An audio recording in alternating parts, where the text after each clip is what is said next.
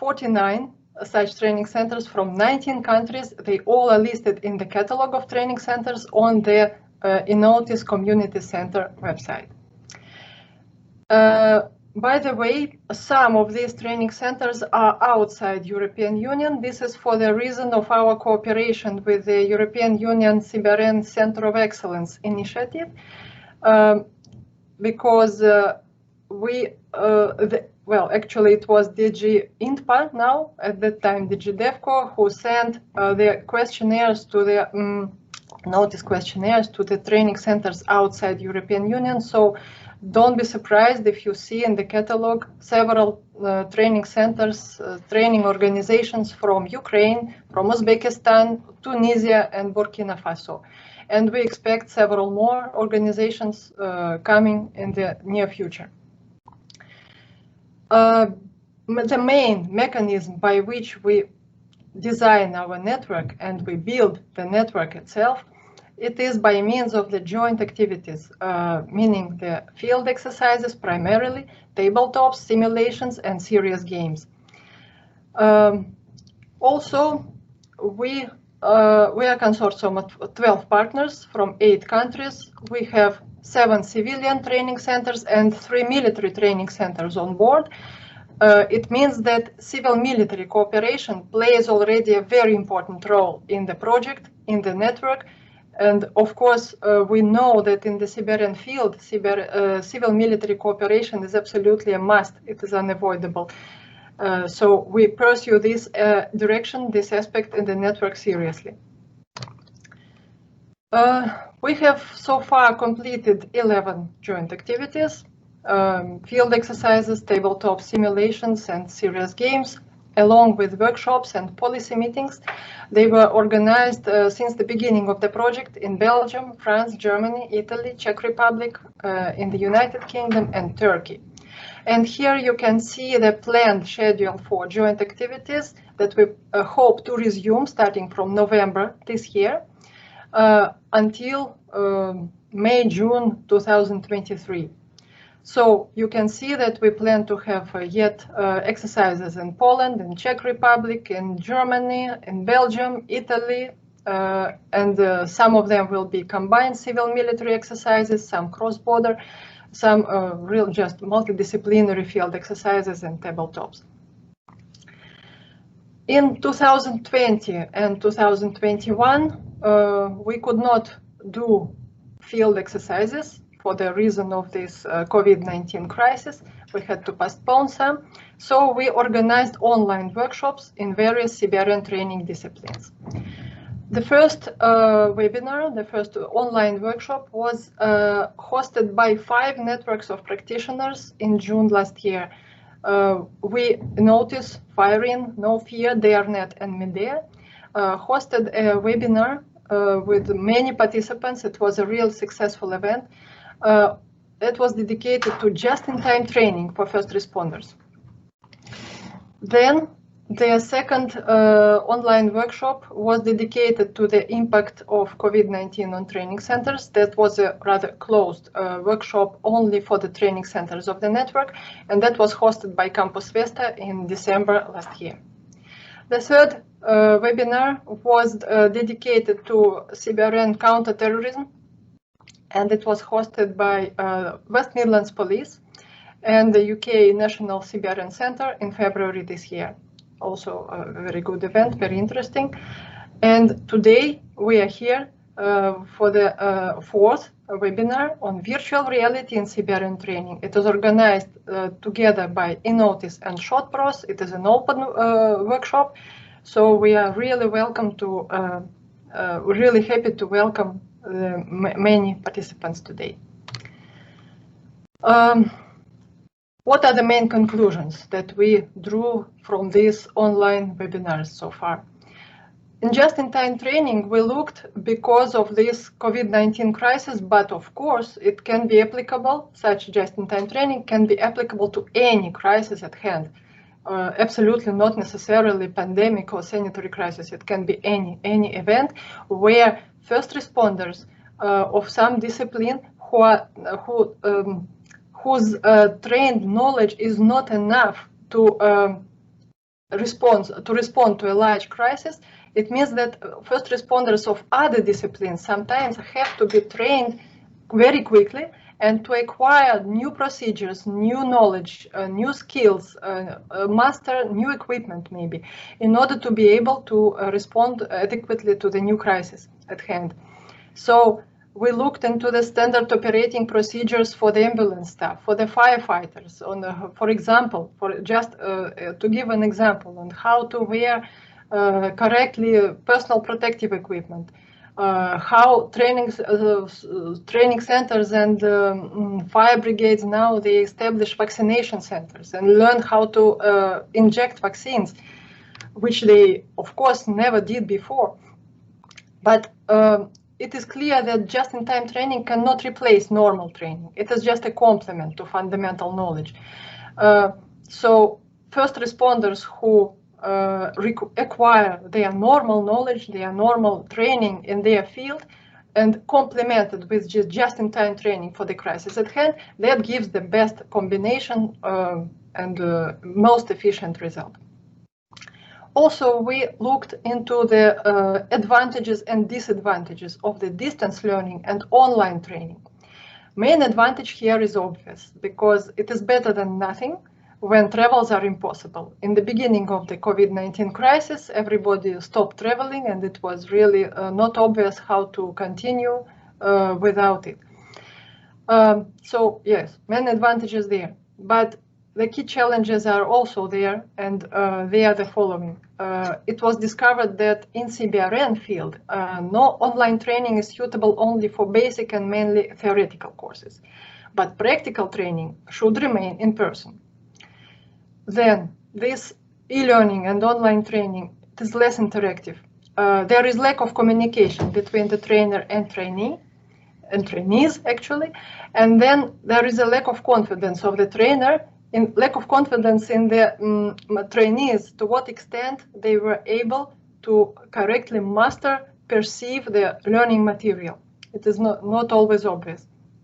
Also, it turned out expensive to create a secure online environment and difficult to transfer courses into e-learning environment quickly. And also there is a lack of corresponding software and trainers used to provide remote courses, because normally training centers were not prepared for it.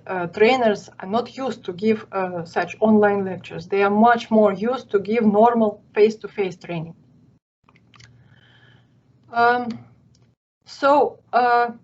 Currently, our network of training centers notice, just to summarize the conclusions, the main points of recommendations for CBRN training, what we discovered and what we would like to pursue and to push forward. So, major thing, CBRN cannot be taught only online. Even in pandemic conditions, practical courses and field training have to continue. We do not want to create vulnerabilities. Not everything can be taught online, that is for sure. But at the same time, of course, different educational methods, different educational modalities are very welcome. They can complement the field training. So things like e-learning, virtual reality, mixed reality training, this is exactly what we are going to discuss today at this webinar.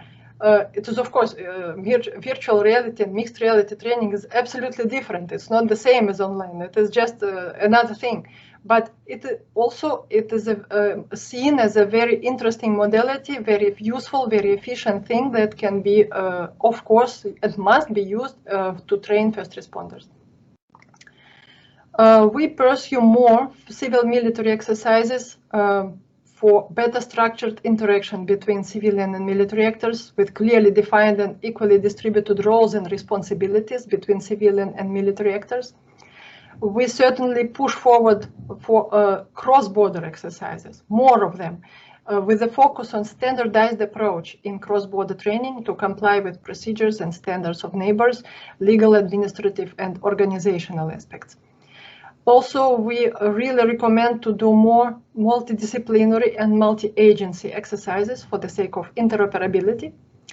And all such exercises have to be based on versatile scenarios, including combined chemical, biological, radiological threats of accidental or deliberate nature, hybrid threats and emerging threats, with testing and validating innovative technologies at different stages of development. The more versatile scenarios we have, the better is the preparedness. So let me stop here and give the word to the second project hosting this webinar. Thank you very much. Thank you very much. I hope you can all see my screen. Everything is working. Yes, we can see it. That's perfect. Thank you so much, Mikey. You know, this is the question we had in the last 12 months, I think, the most of the time. Can you hear me? Can you see me? It's just a pity that we're doing everything online, but I think times are getting better, because originally also this event was planned in person, that we really demonstrate a little bit of possibilities of virtual reality to really show the system, how it works, how it can be improved. But I hope I can give you a little bit of feeling of our goals. And behalf of the SHOTPROS consortium, my name is Markus Murtinger, and I'm allowed to tell a little bit about our project and also about the special part of training in virtual reality, of the advantages and how we can transform the knowledge in the CBRN sector. Our slogan of SHOTPROS is a little bit the future of VR training in the special context of police forces. Maybe just a little bit numbers that you get a feeling about our project. We are 13 partners. We have 6 law enforcement agencies as end user organizations, and we are also in a Horizon 2020 project. And from the time we are approximately in the middle of our project, so it's quite interesting to show you a little bit of results, a little bit of our experiences, because I think what is also quite important is that originally we are a human factors project and not a technology project. And this is still our wish, our belief, our driver, that everything what we are doing is human-centered based, is end-user driven, and has really the focus of where can virtual reality training support, what is the really advantage, and how we can combine it with the real requirements from our end-user organizations. But maybe let's jump a little bit to our topic. The overall topic or the challenges behind our project is that we try, or the main goal is to support European street patrol officers in their daily challenges and in their daily duty. In the last years, we really saw an increasing of threatening situations. This could be based on crime, on terrorism, on CBRN attacks, threats, but also of radicalism. Our target group in our projects are really the police officers of the street. So we have not the focus of, for example, special teams like the Cobra in Austria. We would really like to support the training and the performance of the police officers, which are very often first responders, which are the first person at an accident, at a problem, and really how they solve them. What we also have, and this is maybe also for the second part of my presentation very relevant, is the topic of stress and performance in combination and how we can train this. Because we all know if you're getting in a stressful situation, then you maybe have problems to fulfill your tasks, and how you can create the training for this. And there the virtual reality is quite interesting. What we always, or the topics we also have, is to decide on act correctly. Correctly is there very sloppy formulated, in the meaning of you have in complex situations, you have to decide on act in this situation in this second, and how can training support this, and how can the VR there and benefit, or what is the benefit of virtual reality training. Just as in summary from the first point, what we are doing and what is our overall goal. We would like, or we are training the performance of police officers under stress and in high risk situations. What is very relevant for us is to investigate the influence of human factors based on your own experiences, based on how many years you are working in this domain, based on experience of similar situations, also based on how you deal with these situations, but also maybe influencing factors, external factors. How is behavior different from the riskful of the situation? Or for example, also how many people are involved? Is everything happen, for example, on a public spaces? I think these factors are very relevant, and this is one of the main advantages for us in the virtual reality training, that we can all include these different factors in our training simulation.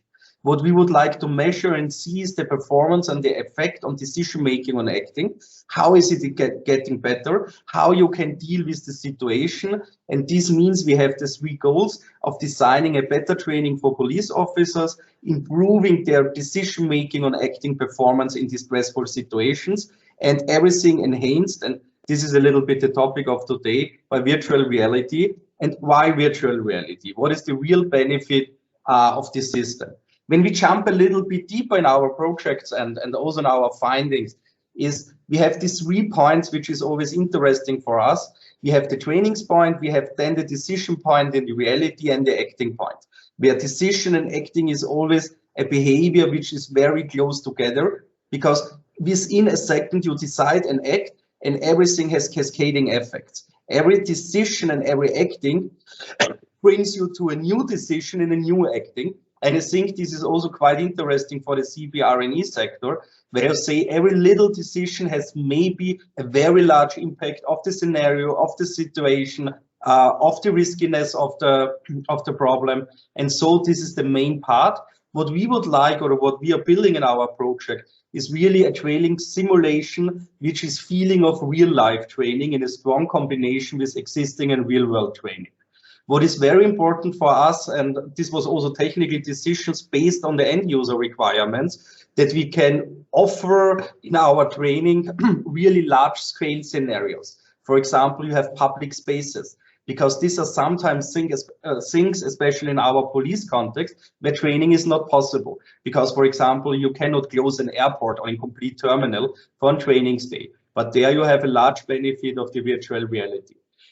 Individual scenarios which you can really easily adjust to the topics you have, for example, tactical training, communication training, behavior training. What one of our innovation points, and I will come more than later, is so-called stress cues integration, which means the trainer has the possibility to influence the scenario in real time and can add some new stress cues. So, for example, a stress cue could be a lot of bystanders.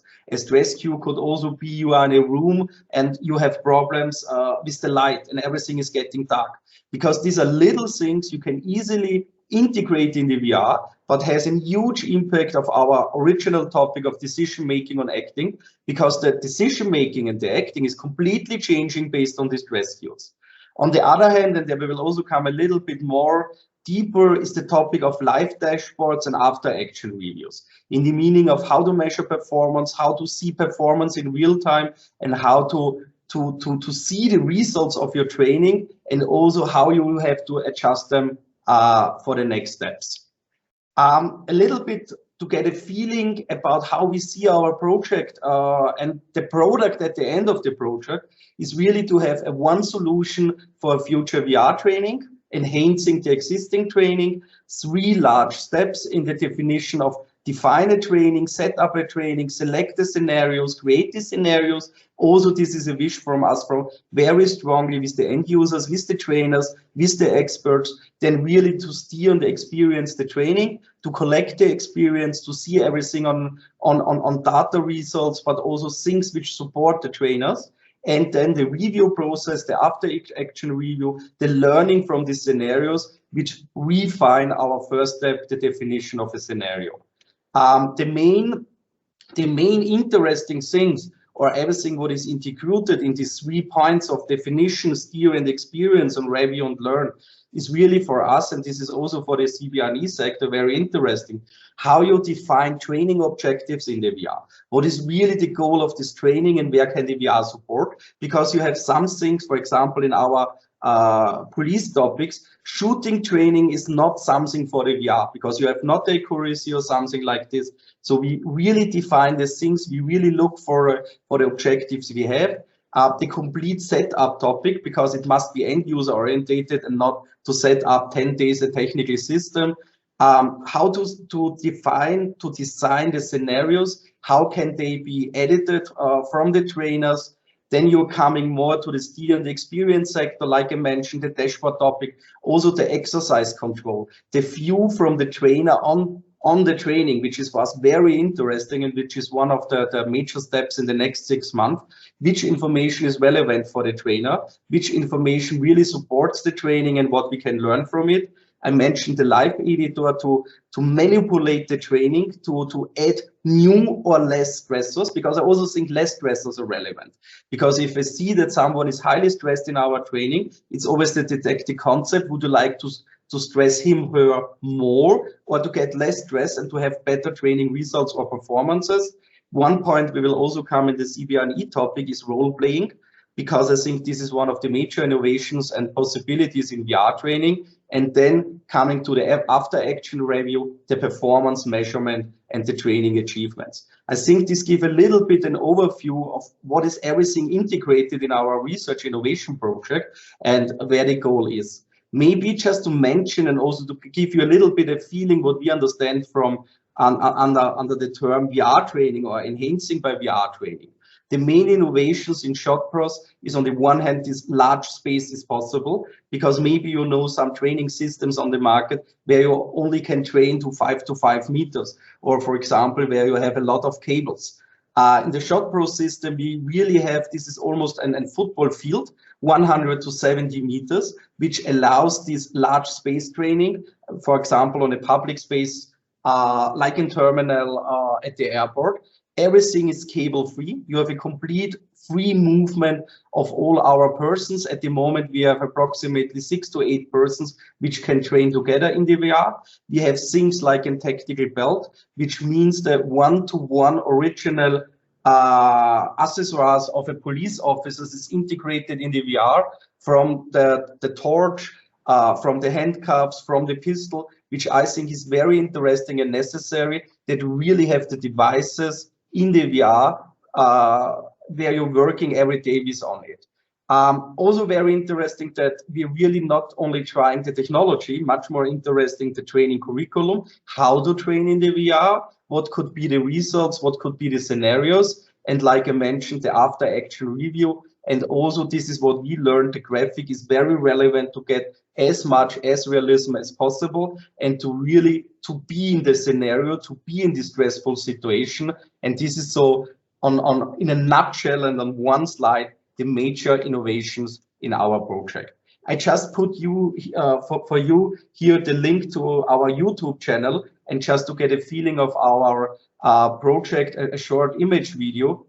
Thank you very much to the police of North Rhine-Westphalia, which they did during a real training session in our project. And maybe this helps a little bit to see on which things we are working and what is interesting and necessary for us. This is to the end of the short presentation and the goals of our SHOTPROS project. And if there are any questions, please do not hesitate to ask. Thank you very much. Thank you very much, Marcus, for this interesting presentation. I would suggest that you continue straight on to your next presentation. Yes. But if there are any questions, you can always interrupt me if this is okay for you, Mikey. Yes, that's fine. Not, I'm going through the second topic. You can still see my screen just as in recheck. Yes, I can see your screen. That's perfect. So sorry for this question, but it's really, if you have no feedback, it's always a little bit difficult. I talked a little bit about our SHOTPROS project and now transfer our knowledge, which we gathered in our police project, a little bit more in the field of CBRN. Maybe this is really one of our main goals from SHOTPROS, that everything what we collect from the knowledge of training, of how to create this virtual environment, of technical issues, to go into other domains and to see where we can share this knowledge. And maybe this also helps for planned virtual projects in your organizations and for the future. I also think that it's very important from our motivation also to enhance the awareness of the possibilities of virtual reality, especially in the CBRN field, and what is possible and what is not possible.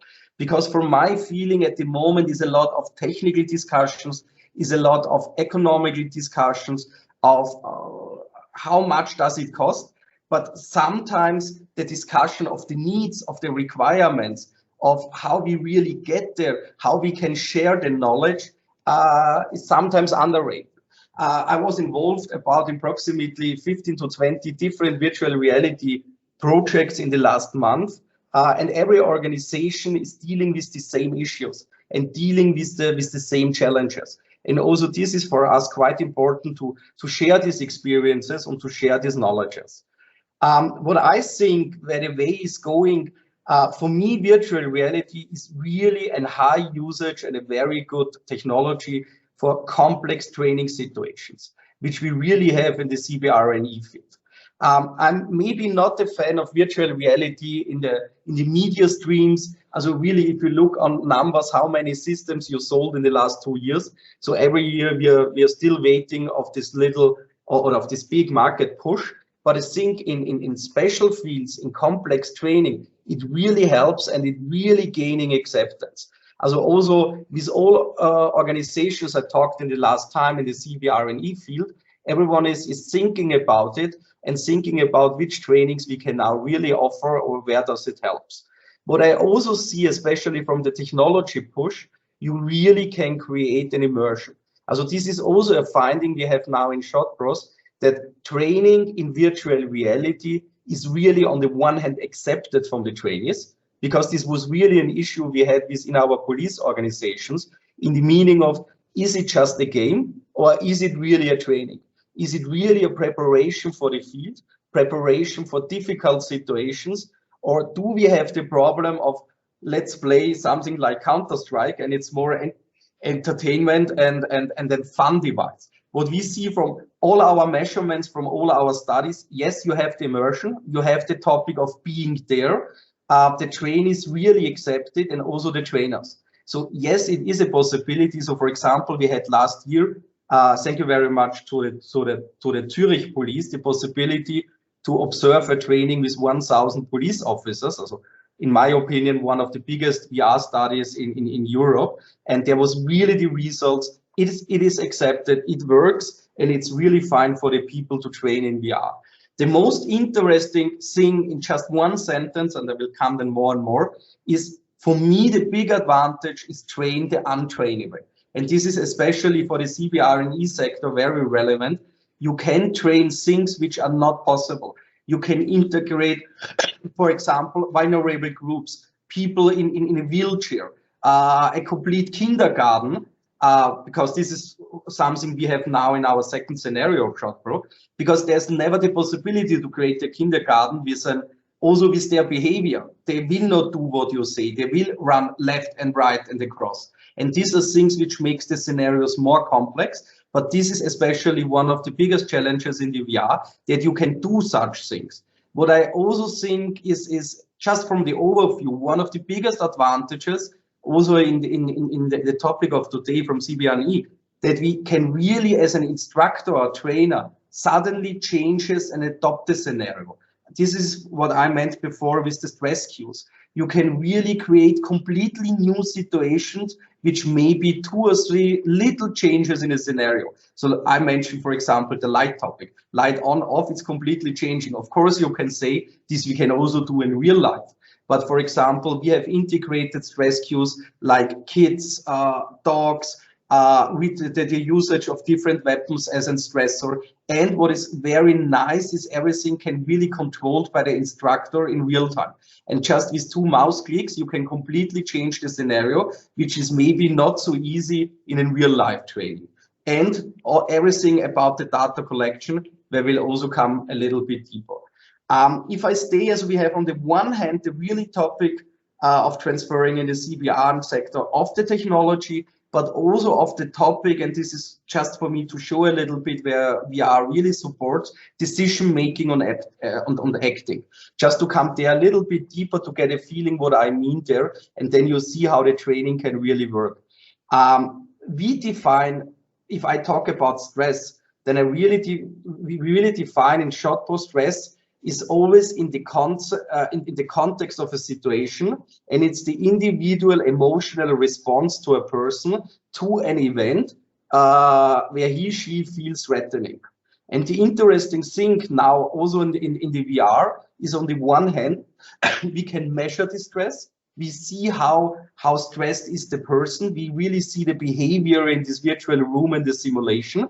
And we are really interested in the topic that we know from a lot of studies that when people are in a stressful situation, they are doing a lot of task irrelevant actions instead of task relevant input, in the meaning of they are concentrating on things which maybe are not important to solve the issue. They see a lot of more things around them from the context, but do not focus on the one issue which is very necessary for this situation, and so losing their attention on this one crisis point. And this is, like I mentioned before, is what we mean under the term of decision making and acting. And it's always a sequence of the other sequence, and this is really nice trainable in the virtual reality based on the stress cues. You change the scenario, you see the behavior in real time of the persons. Also, and this is always the reason why I mentioned this measurement, we can measure, for example, where do you stand in the room. We measure with eye tracking your behavior of your eyes. What is in your focus, what is not in your focus, and train the people always to be focused on the one situation, to make the right decisions and to collect artifacts, which is important for them. And so I think the decision making is really a nice advantage, or it's really a nice point what you can train in the virtual reality. And maybe also for the understanding, what we are not training is that you are less stressed in a situation, but you can train how to get control about your decisions, how to get control in a complex situation, because you bring the people in the complex situations. And what we see now from our first results in real studies with our system, that it's the first time that police officers can really act in these situations, like I mentioned, with a dog in a scenario, with dangerous situations, with kids or children. And then it's quite interesting how you behave. And what we learned from the training, one of the biggest benefits is really that you have in the after action review the possibility to replay the training from different angles and also from different point of views. So for example, you can play the whole scenario from the point of view from an enemy, which was in the training the role player. And I think this, just as a little touch for today, is quite interesting, because these are possibilities which we have now in the VR to change everything from the angles. Also, I mentioned it today, one of the biggest advantages, the role playing, which is quite interesting, because the trainer can jump into different persons in the VR and play different persons from a role-playing model, which is very interesting, because as a trainee, you never know who is a non-playing character, which is automatically controlled, or who is the trainer, which is influencing the scenario. This is also a big advantage and also a stressful or a stressor for the scenarios. What we collected a little bit for today is also what are from our main points things you have always to think over the VR training. Where is really the power of VR training, or where maybe some threats, and I will bring then one scenario from the CBRN sector. I think the really power or the strength is, on the one hand, that you really can easily individualize training. So for example, in our project, we have this topic of how stressful should the situation or the scenario be, because maybe you have young persons only with the experience of 6 months, of 1 year. Maybe there we have not such a stressful scenario in comparison to really high experienced police officers. This could mean with 2 or 3 clicks and just little adaptations to the scenario, you can change this, because everything is developed, everything is here. You have not to rebuild something. You can really make this individualization. Also, the repetition, the repetition of trainings is very easy, because, for example, when you really have some explosive or you destroy something in the VR, it's just 1 click to start the next training, which maybe would not be possible in a real training. These sudden changes I mentioned, which I think is really one of the biggest advantages, and changing a scenario into the real time. and you can really collect requirements, information based on further trainings, and recreate new trainings.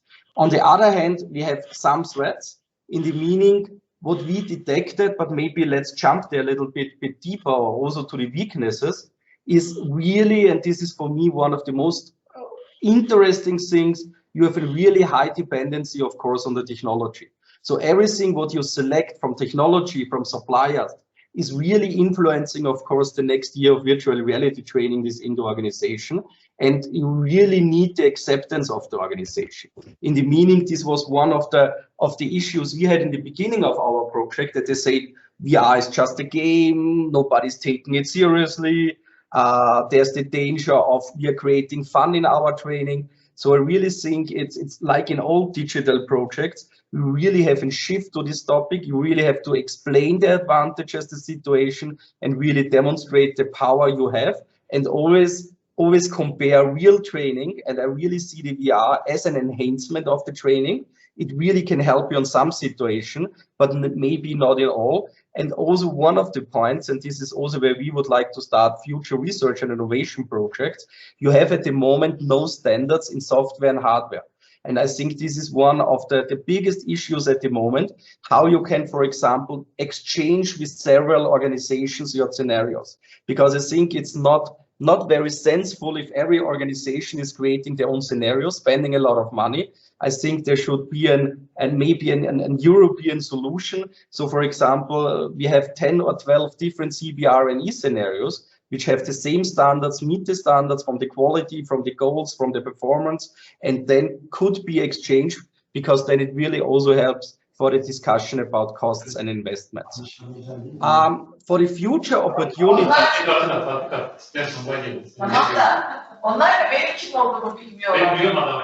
Sorry, I think someone has the microphone.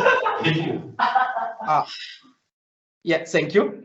What I think that the biggest opportunity, and also for today, is really this train without any danger. This is for me really one of the biggest advantages. You can really use different biology things, people can detect them. You can really train these untrainable scenarios in VR, and there should be the focus, especially in the CBRN field. You can record and analyze everything, also compare maybe different teams, also compare the performance over a long time between your trainees, what was the real impact of the training, which things went better maybe in the second or third step. And I also think for VR, it's quite interesting that you can train behavior, for example, but also tactical training. From the threats, I mentioned it, it's not a game, it's training. Also we have the sub-slogan of our end users, train as you fight. And this, I think it's very interesting. We have to take it seriously. We need well-trained trainers. This is also for me an absolutely must-have. In the meaning of VR training is maybe different. Maybe you need completely new didactic concepts. Also what I'm doing in the after-action review, which possibilities to have, the replay function, really the switching of different persons, really to show the trainees in which situations, for example, they took the wrong decision or there was a wrong behavior. So I think there's also at the moment a little bit a lack of information and a little bit a lack of concepts, but we will work on this. We identified in our project, and I also think you can take this for the CBRN fields, 6 areas where really VR training is working.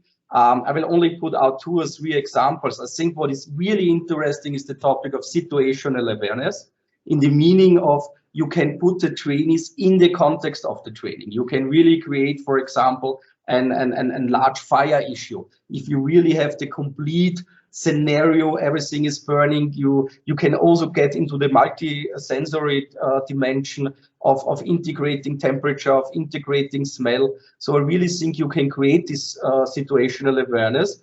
And on the other hand, you really can train, for example, tactical skills and behavior training. How do this is what I always mean with decision making on acting. How do I behave in this situation? Because it's really interesting that we are using the VR here as a mirror in the after action review. It really shows you your behavior, especially if you're completely stressed. And for the trainees, it was quite interesting to see their behavior.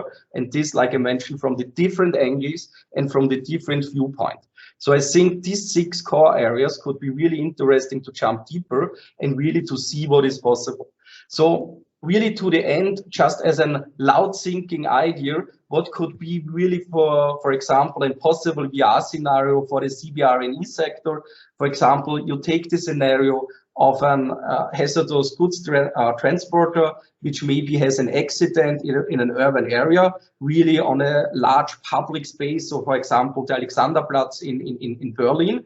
And there I think is really on one point the information and the advantages of VR training, because you can train, you come into the situation, you really have at first a complete risk assessment and really fast, rapid on-site mission planning. This is really very well trainable in the VR. You can integrate a lot of civilians, for example, they are all completely automatic, moved in the VR, they have a simulation behavior, they're running cross and right. You have this integration, if it's necessary, of vulnerable groups. You have children in the scenario, maybe wheelchair users. You can really see how they behave based on artificial intelligence behind. Then you have the application of different stress cues by the trainer. So you can change the scenario, maybe from the explosive material or from the chemicals which are used in the scenario, because this could also mean a different stress, also the weather situation. It's something we also discussed in SHOTPROS. You can easily integrate from a sunny day to the same scenario in the night with one click, or with strong rain, because strong rain has maybe an influence on the communication with the mission planning. You cannot communicate to the control room what you're then doing. And so I think you have different possibilities of training. And as a summary, the advantages on this one scenario of virtual reality could be that scenario can be adapted in real time. You can every time change the situation. You can create new experience of the trainers. Also, if you repeat the scenario with some of the mouse clicks and really just a few minutes of playing with the live editor, you really create the same scenario, maybe in a complete different condition. You can really simulate highly dangerous and risky situations of the people. You can integrate of non-possible groups, which you are normally which are the reality, but not in the normal training. And you have a really high frequency of the repetition, like I said, for example, in the night situation, new stressors integrated. This is really just for me an start of a discussion point, but I think these are some of the advantages we find out, and this leads me to really as a core message for today, and really as just as the beginning of this discussion. Yes, VR can enhance the actual training. It's always in a strong combination with the real world. So for example, in SHOTPROS, we really plan with 3 stations where you have the theory training, then you are going into the VR, and then maybe a third training station in the real world.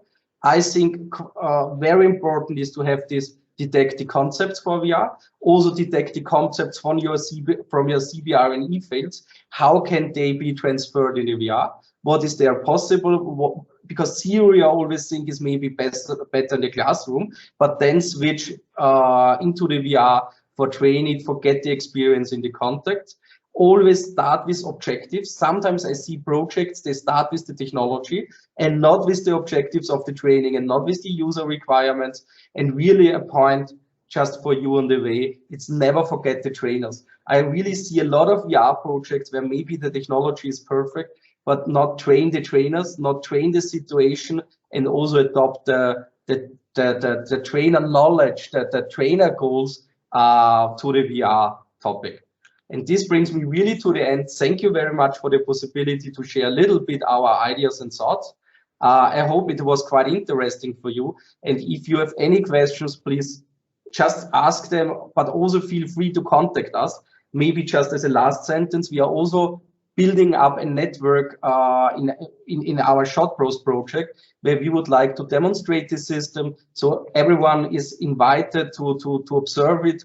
In the next month, we will have 5 field trials, which are starting from January next year. And I think it's quite interesting for you to observe the system, to jump into the VR and to see a little bit in reality what was the topics today of my talk. Thank you very much.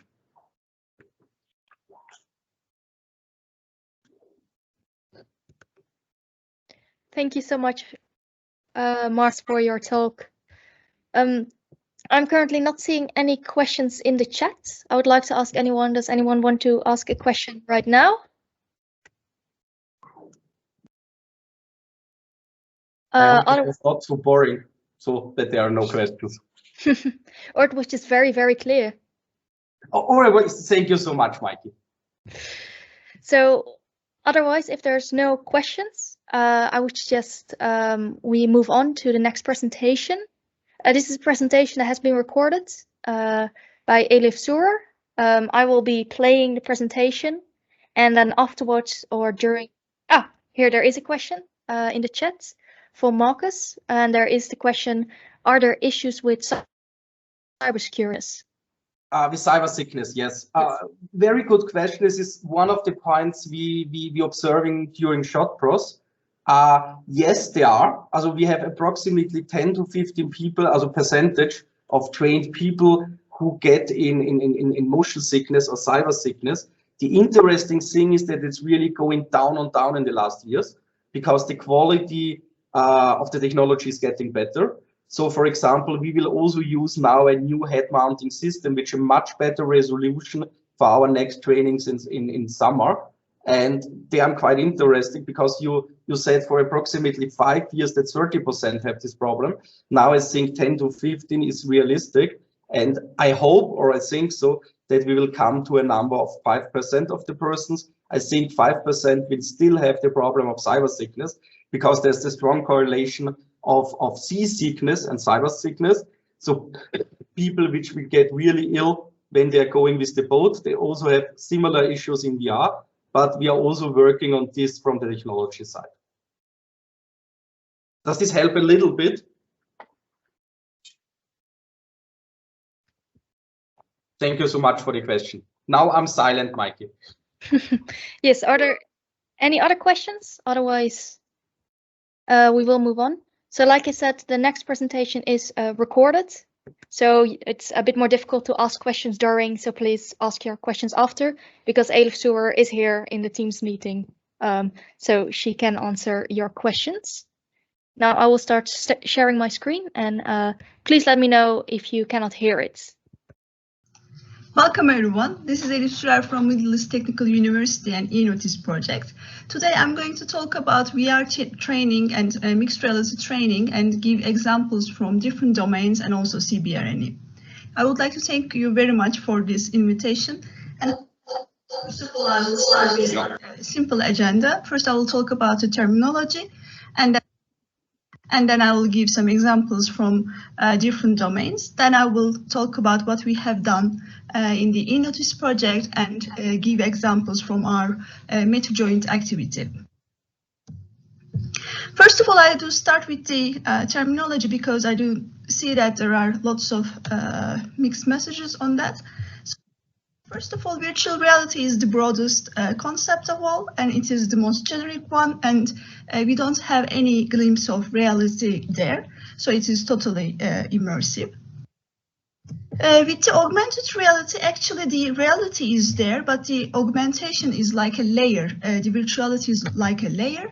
So you can think it like the Snapchat filters that we are using, or some automation software that we are using. So it's basically like a virtual layer. But mixed reality is very more complex from that, and we are talking about some three-dimensional holograms, and it is possible to interact with those holograms, and they are located in the reality, but the virtuality is also there as a 3D hologram, and we can interact with that. These are some of the examples that we have done in collaboration with METU Department of Architecture. Here what we have done is that we have developed a building information model in both virtual reality and mixed reality, where it was possible to measure daylighting simulations of a house. So that if you're an architect and if you have done some changes or house modeling using the Autodesk Revit, it is immediately reflected on the HoloArc, the project that we have developed, And it is a end-to-end relation, so that if you do changes on the virtual reality, it is reflected on the Autodesk Revit, vice versa. And we had done the mixed reality version of that as well, and you do see it on the upper row. And this is the virtual reality version of the HoloArc. As you may see, all these spheres that you are observing, they are modeling the daylighting in the house. So the blue signifies like cold and not much light, and red signifies mainly most of light. And it is also possible to edit the house models, adding some frames and also doors and so on. So it is a quite interactive tool actually. We have also done some serious gaming in order to familiarize with people, both with the HoloArc environment in the virtual reality and mixed reality. So the games were quite simple, but the idea was to teach them how to use those devices mainly. And in another project, actually, you do see the background as black, but it is actually a mixed reality project as well, so that you do see the reality itself. And here, what we did was basic design is quite important for the architecture students. And unfortunately, before they do get familiar with the concept of 3D modeling, they do start like cutting some shapes and documents and so on. So we said that why don't we teach them thinking in 3D first, and then do some enable them to play with the paper afterwards. So this is a tool that we had developed, again, in collaboration with Department of Architecture, so that they can learn how to think in 3D. And this is another collaboration from another university, Bilkent University Interior Design Department. And here we had used the same concept, actually this time with the virtual reality. And what we did was we had made a comparative analysis so that we checked how the VR-based group and paper-based group do work. And we had done a presence test, technology acceptance model, and the effectiveness of the project proposed.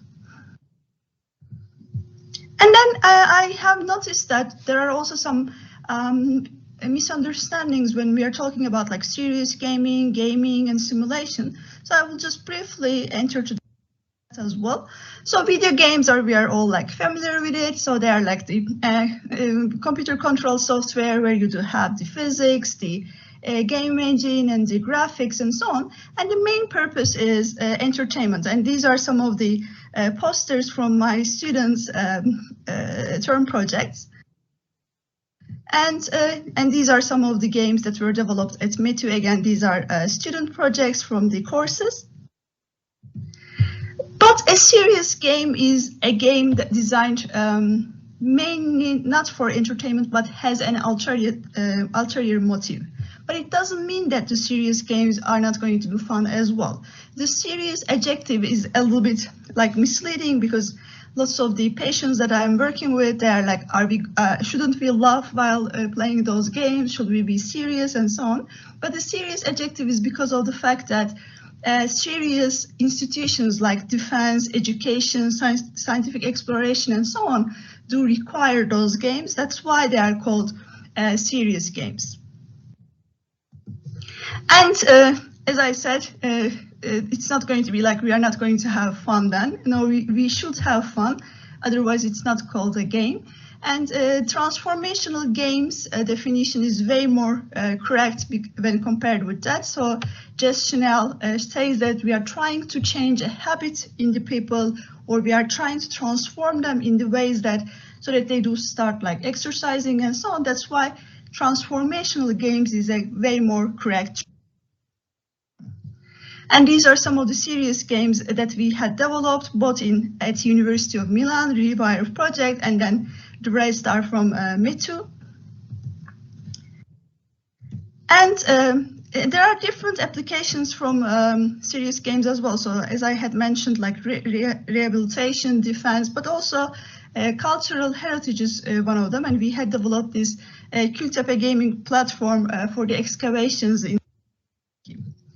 And simulation is way more different, actually. We do use it incorrectly mainly. For the simulation, we don't need to have any interaction. We don't need to have any graphics at all. If I do ask you what temperature it is going to be tomorrow in London, and if you do give me an answer like 20 degrees and so on, this is after running some simulations, some machine learning prediction algorithms and so on.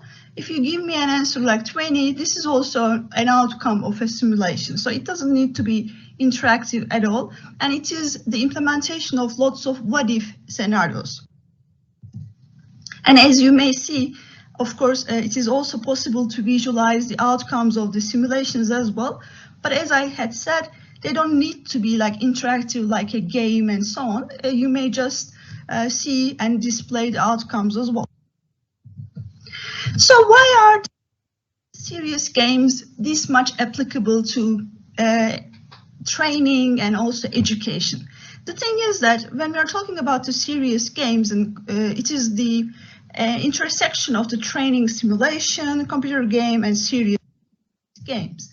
And what we did was with the eNOTICE project, European Network of CBRN training centers, and this is our consortium, and we are actually here in Ankara.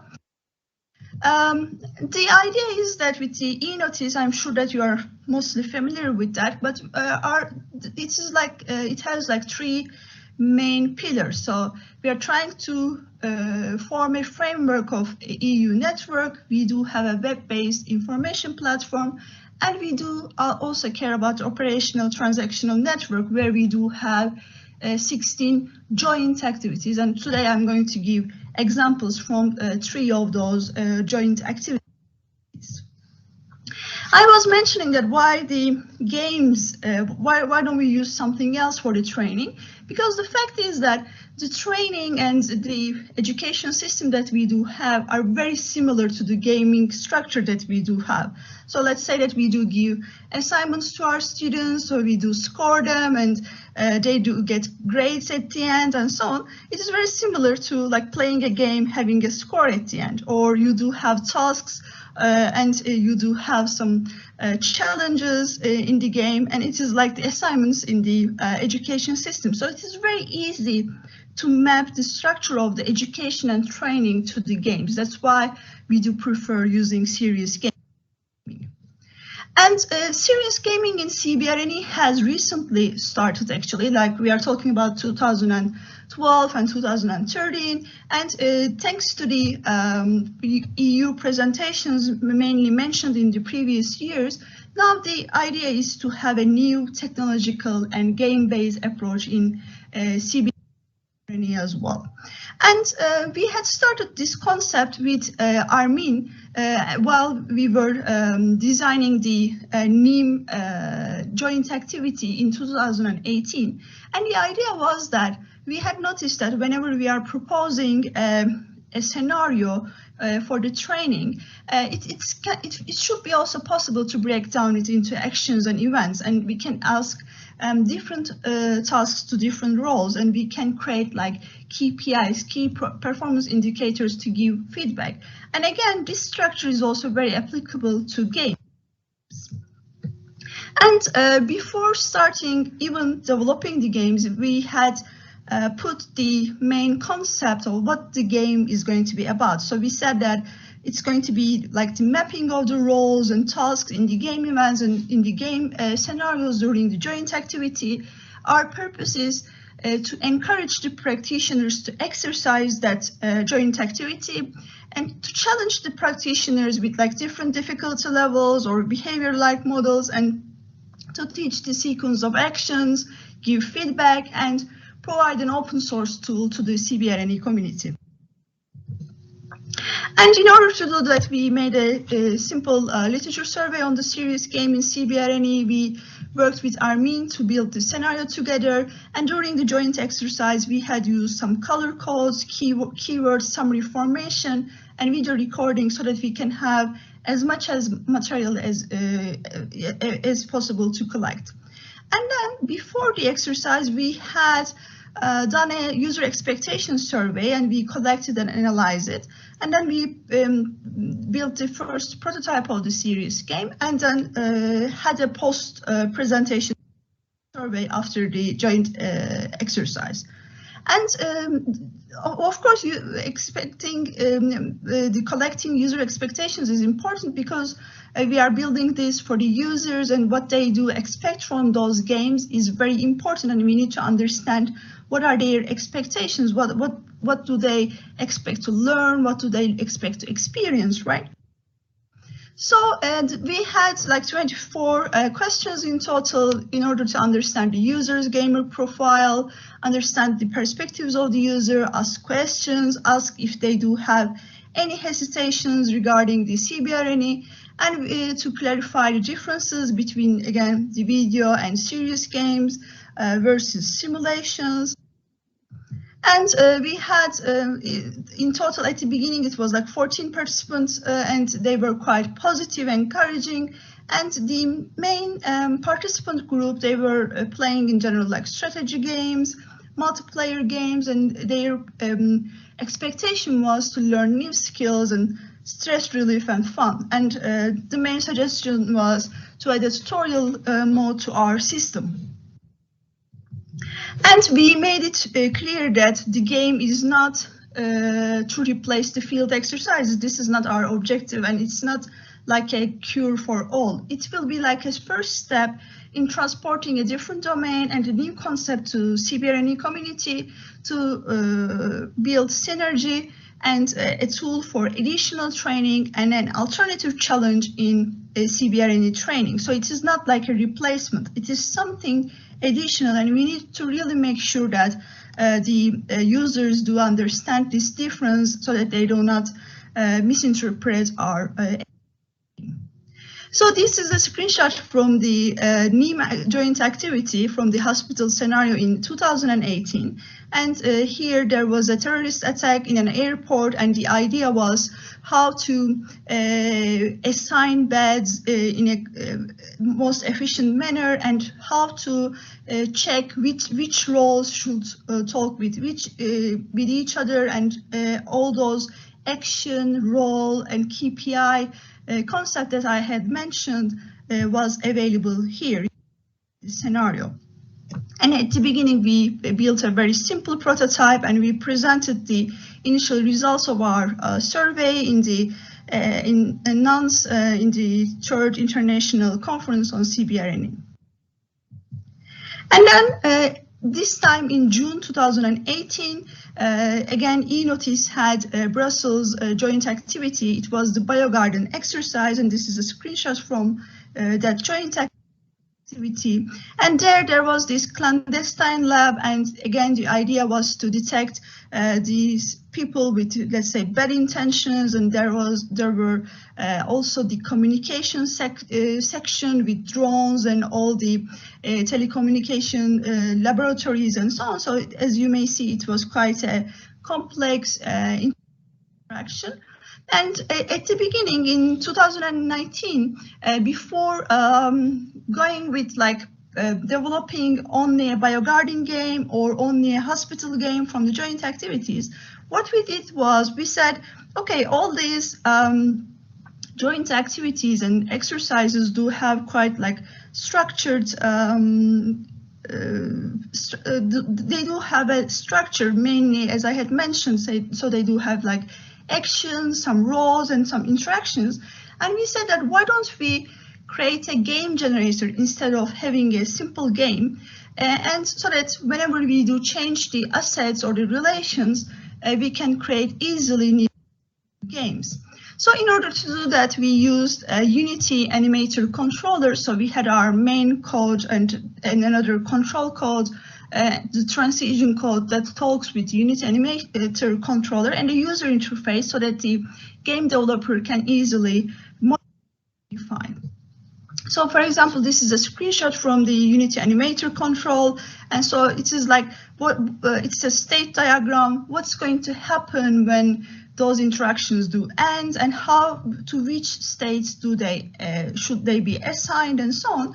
So this is quite a complex structure, but once you do have that, it is very easy to check if those action and state diagrams do work correctly. So that, for example, on the upper row you do see very simple games where there are like simple collision mechanisms with very simple shapes and so on. And once you just change the shapes using the tag information, you do get the games there. So that's why it's a quite effective way of creating new games.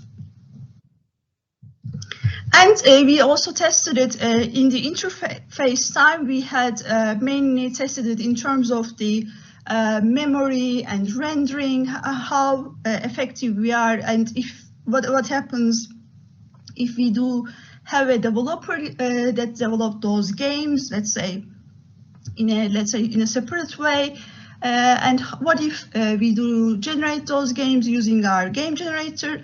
What kind of a difference do we have in terms of the memory usage, rendering, and also for the total batches, triangles, and vertices that we do use while we are rendering the models and the assets there. And then we had also, during that interface exercise, we had also acquired some usability and technology acceptance data from the users. And what we did was they had played both the virtual reality version of those games and also the PC versions of those games. And again, like the games generated by the game generator, games generated by the game developer, so that it was possible for us to compare how the users have perceived that game generator, and the results were quite positive, and we can say that this is quite a promising tool to easily create mini games, given that we do have a well-defined scenario. And then this is like the last section of my talk. Last year, just before the pandemic, I mean, literally, it was from the 25th to 24th to 28th of February, we had the joint activity in Turkey, in Ankara, and at the Middle East Technical University. And what we did was we had defined a program where we at the beginning start with a completely virtual reality environment and then mixed reality, and then we went to a real mind so that we had seen the reality, so that we had these virtual reality, mixed reality, and reality continue as a program. So what we did was, at the beginning, our eNOTICE participants who had seen the real exercises of BioGarden and hospital joint activity in 2018, they have arrived to Turkey and they have played the virtual reality and mixed reality of virtual reality and PC versions of the BioGarden and hospital games. And these are some of the screenshots from those games. And this is a screenshot from the overview of the city from the BioGarden game. And these are some screenshots from the hospital game where you can play as a nurse or you can play as a medical doctor, and depending on those roles, there are some assignments that you should have, and you need to take the patient to the bed and assign the allocations and so on. And as mentioned in the BioGarden exercise, we had this drone as well, and you need to guide it so that you can go and investigate the investigate the restaurant where the first problems have started to be seen, let's say. And afterwards, we applied questionnaires on presence, system usability scale, immersive tendency questionnaire item, and technology acceptance model. And we have analyzed those, and now we are about to submit them. And in terms of the virtuality and the reality section, what we did was, in collaboration with the Method Department of Mining and Colorado School of Mines, what we did was, this is an overground mining area, and as you know, it is very important how to behave in mines, given that there are lots of emergency situations and so on. So we had modeled this mine for both virtual reality and mixed reality. And our guests, we went to Eskişehir in Turkey, and our guests have played those games in both virtual reality and mixed reality environment with the real mine. So this is the replica of the mine that we had developed for the virtual reality exercise. And it is possible to teleport using the controllers and so on. And this is again a screenshot from the overground mine. I will try to play those videos, but I don't know if I'll be able to play them.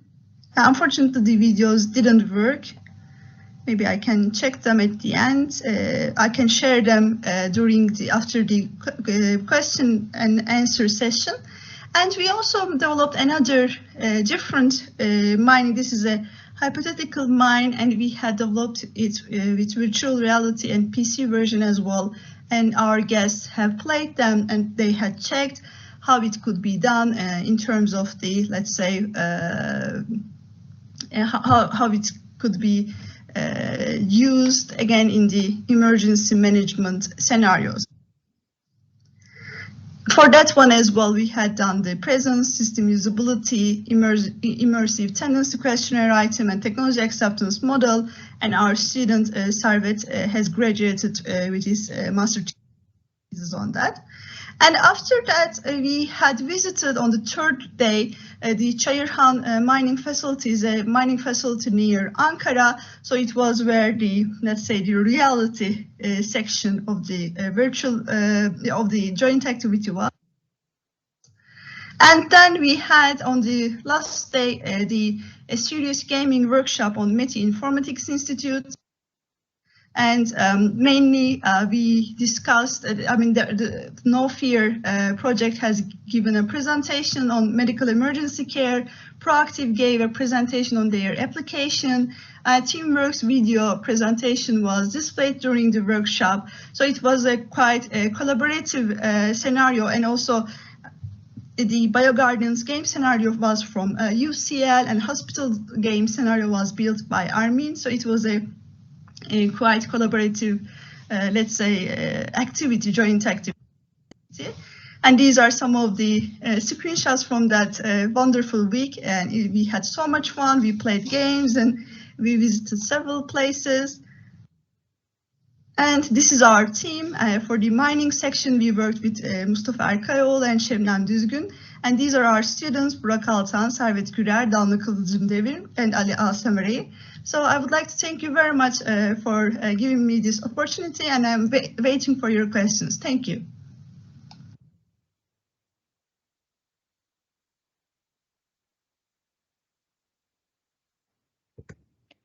So this was the presentation of Elif.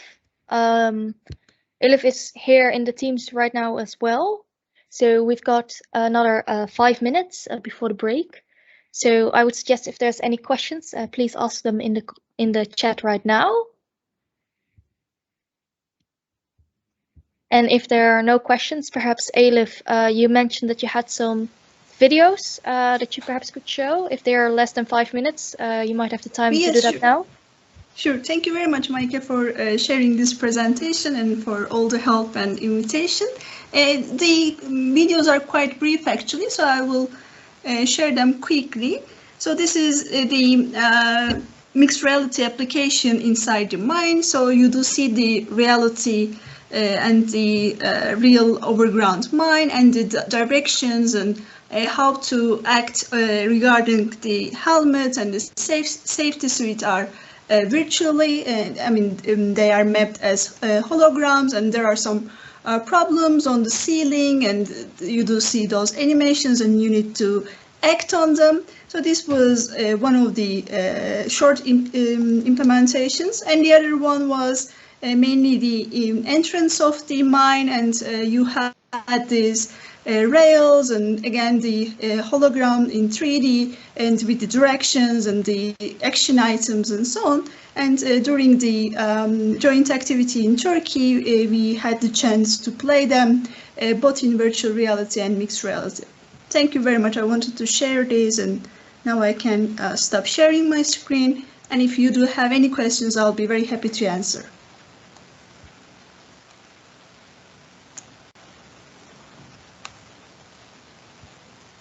So I'm currently not seeing any questions in the chat. So I think if that means that there are no more questions for now, I would suggest moving on to the break. The break will be until 2:45. So go outside, take a breath of fresh air, get some drink, get some food, and then we'll return here again at 2:45. So I hope to see everyone then. Thank you very much, Meike. Hello, everyone. I hope you all had a great break. And then for now, I think we can continue on to our next speaker, George Regal from AIT will be speaking about the augmented person. So George Regal, the floor is yours. Perfect. Thanks a lot. So thanks for the kind introduction. My name is Georg Regal. I'm from the Center for Technology Experience of the Austrian Institute of Technology. And I'm going to talk about the augmented person or the augmented human and kind of speculate on all kinds of possible ideas how to use such approaches in CBRN. First, let me dive into some brief explanation or some brief concepts what human augmentation is, and then I'm gonna provide you like a very broad overview of concepts, case studies, and ideas, also from a very broad range of application areas. So I'm not limiting myself to CBRN, but more kind of provide a food for thought, what could all be done. So as you can see on that slide, I hope you can see the slides. If not, please tell me. Human augmentation is often very much brought into the context of augmented reality because, of course, that's very close to each other. And of course, augmented reality is one form of human augmentation. But in general, that's way more broad. So we are thinking of all kinds of different possibilities, of different ideas, of different concepts to enhance the human and to provide additional possibilities, additional inputs towards a human. So human enhancement, that's kind of the basis to human augmentation, can be, in a very broad sense, be described as all kinds of enhancement, either natural, artificial, technological alterations of the human bodies to somewhat enhance either physical or mental capabilities of a human. And as you might have noticed, we are from the Center of Technology Experience, so to us mainly, of course, the technological aspect and especially like the interface between the human and all kinds of technology, that's the interesting part. That's, at least for us, that's the interesting part, that's what we focus on. So of course, we're not focusing so much on, let's say, performance enhancing drugs or things like that, because that's not our focus. We're focused on technological aspects. So, and that's also where this term human augmentation comes from. So human augmentation is often used to refer to technologies, and that's the very important aspect here, technologies that enhance the human productivity or capability. And as said, this is quite broad. So this can go from physical augmentation, where you, for instance, enhance human strengths, you provide additional possibilities. You, let's say, for instance, you can provide a longer arm, you can provide stronger arm, you can provide also possibilities for let's say, jump higher, run faster, all those things. Then there's, of course, cognitive augmentation. There is quite also an old term defined by Doug Engelbart, who did a lot in that domain. And that is also quite closely related to, of course, to a lot of computer technology, because often that's related towards cognitive augmentation. So in also a very broad sense, a lot of interfaces, a lot of technology can be regarded as cognitive augmentation. And that's also an aspect where we did quite a lot of work. So we did a lot of work in the domain of assistance systems, like assistance systems in production, for instance. How can you support workers? How can you support assembly? How can you train for assembly? All those things, that's where we've done quite a lot of work, also like different modes to augment the human cognitive aspects, to provide different strategies for, let's say, provide additional manuals, provide checklists, how to provide them, head-through displays, provide them somewhat in the environment, and so on. So that's where we did quite a lot of work. And of course, there's this whole aspect of perceptual augmentation. Let's make things seeable, hearable, feelable, smellable, that are not smellable, seeable, hearable, whatever. So provide an additional input channel or map something to an input channel of the human.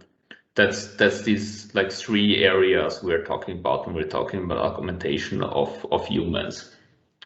And why is this so interesting for us? Well, basically we're coming from this, like Marcus said, this VR training, and we think that this like human augmentation, also this like mixed reality, augmented reality, but in a very broad sense, that's kind of the next thing followed by VR. So following VR training, that's where we are currently striving towards in our research, where we're currently investigating strongly, also as said, in this whole area of assistive technology, assistance systems, and so on.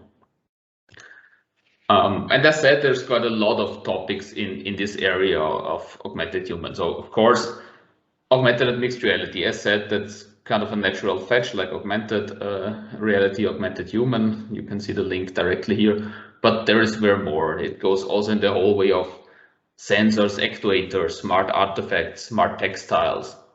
For instance, we did some work with wearables for nurses. I'll come to that later, like smart artifacts and smart wearables for nurses. Sensing for context awareness, that's quite important also in the CBRN context, like how can I support people to get a better sense of the context, get a better sense of the environment, provide insights, information that are not immediately applicable or feelable at the moment. All kinds, we have the stress topic again, all kinds of technologies to improve human experience and reduce stress. There's also quite a strong link between the whole augmented human area and this quantified self area. So like measure yourself, figure out ways to improve your mental state, for instance, mindfulness apps, all those areas. So it's, as said, it's quite a really broad area.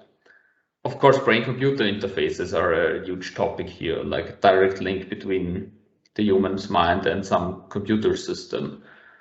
Augmented sports, very interesting area, maybe not so much relevant for CBRN, but we, for instance, we did some work together with a school for the blind, where we aimed for augmenting sports for blind and visually impaired people. Technologies for augmenting, let's say, sleep, eating, those things. And of course, we have this whole area of implanted technologies here. This maybe goes a step further from wearables even to implants and so on. In a broader sense, it's all kind of digital technologies for physical, cognitive, mental, and perceptual augmentation. We have, as said, the whole aspect of wearable computing here, ubiquitous computing, so computing embedded in the environment is very prevalent here. We have bionic systems that are relevant in this augmented human area. And of course, exoskeletons, technologies for the amplification of human physical strength. So this is not a limited list, of course, but just to give you an idea that this area is indeed very broad. And before we dive into, let me maybe have a small glimpse at like enabling technologies. Why is this currently picking up so strong. Well, on the one hand, we have ubiquitous computing, which means that computing is getting smaller and smaller, is actually like distributed in way more systems, in way more technologies, in way more artifacts in our everyday life. So basically in everything there is kind of a computer nowadays. And of course that also enables wearable technology, like computers that are so small that you can really wear them. Also, of course, very much related to that is the whole aspect of multimodal interaction. So if I have, let's say, a wearable interface, I need to interact with that, maybe through speech, through gaze, through gestures, all those kinds of things fall into that. Also camera projector systems, of course, like you have a camera and a projector and they're interlinked, and you can notice the environment and then use that to display something. And of course, also quite important is computer vision and artificial intelligence, because of course, if you have a camera, you still need to understand the environment. You need to provide some insights based on that environment. And that also relates very strongly to the whole aspect of you have instrumented environments that are instrumented with sensors or with accelerators, an interplay between humans and the environment. And also, of course, very strongly related to that, the whole like gigantic rise of wireless communication, like 3G networks, 4G networks, 5G networks, Wi-Fi, and so on, you name it. So of course, that's also really helping and enabling that everything is interconnected now and can interchange information. So when we come to augmented humans in CBRN, and that's where we now would like, or where I would now like to speculate a little, what would be relevant in that area? For instance, of course, augmented and mixed reality. I will show some examples later where augmented reality is used to provide additional insights, additional possibilities to special forces, for instance. Of course, you have the whole aspect of smart artifacts, smart textiles. I mean, you can see on the right that it's you're already wearing quite very dedicated, very special suits, very special textiles, very special protective gear. So of course, it's kind of a natural link to include technology in those special garments and the special textiles. Similar for wearable and ubiquitous computing technology that can also support that area where quite well, at least what we think. Of course, context awareness is really important, because as seems kind of natural that when it comes to, let's say, radioactive radiation or chemical threats, also biological threats and so on, it could be quite helpful to provide sensors to actually measure the environment and then provide a feedback channel to the human that that environment might be quite dangerous at the moment. Of course, also all kinds of technologies for cognitive and perceptual augmentation, for instance, like to run through your checklists and so on. Those are, of course, aspects that are really important.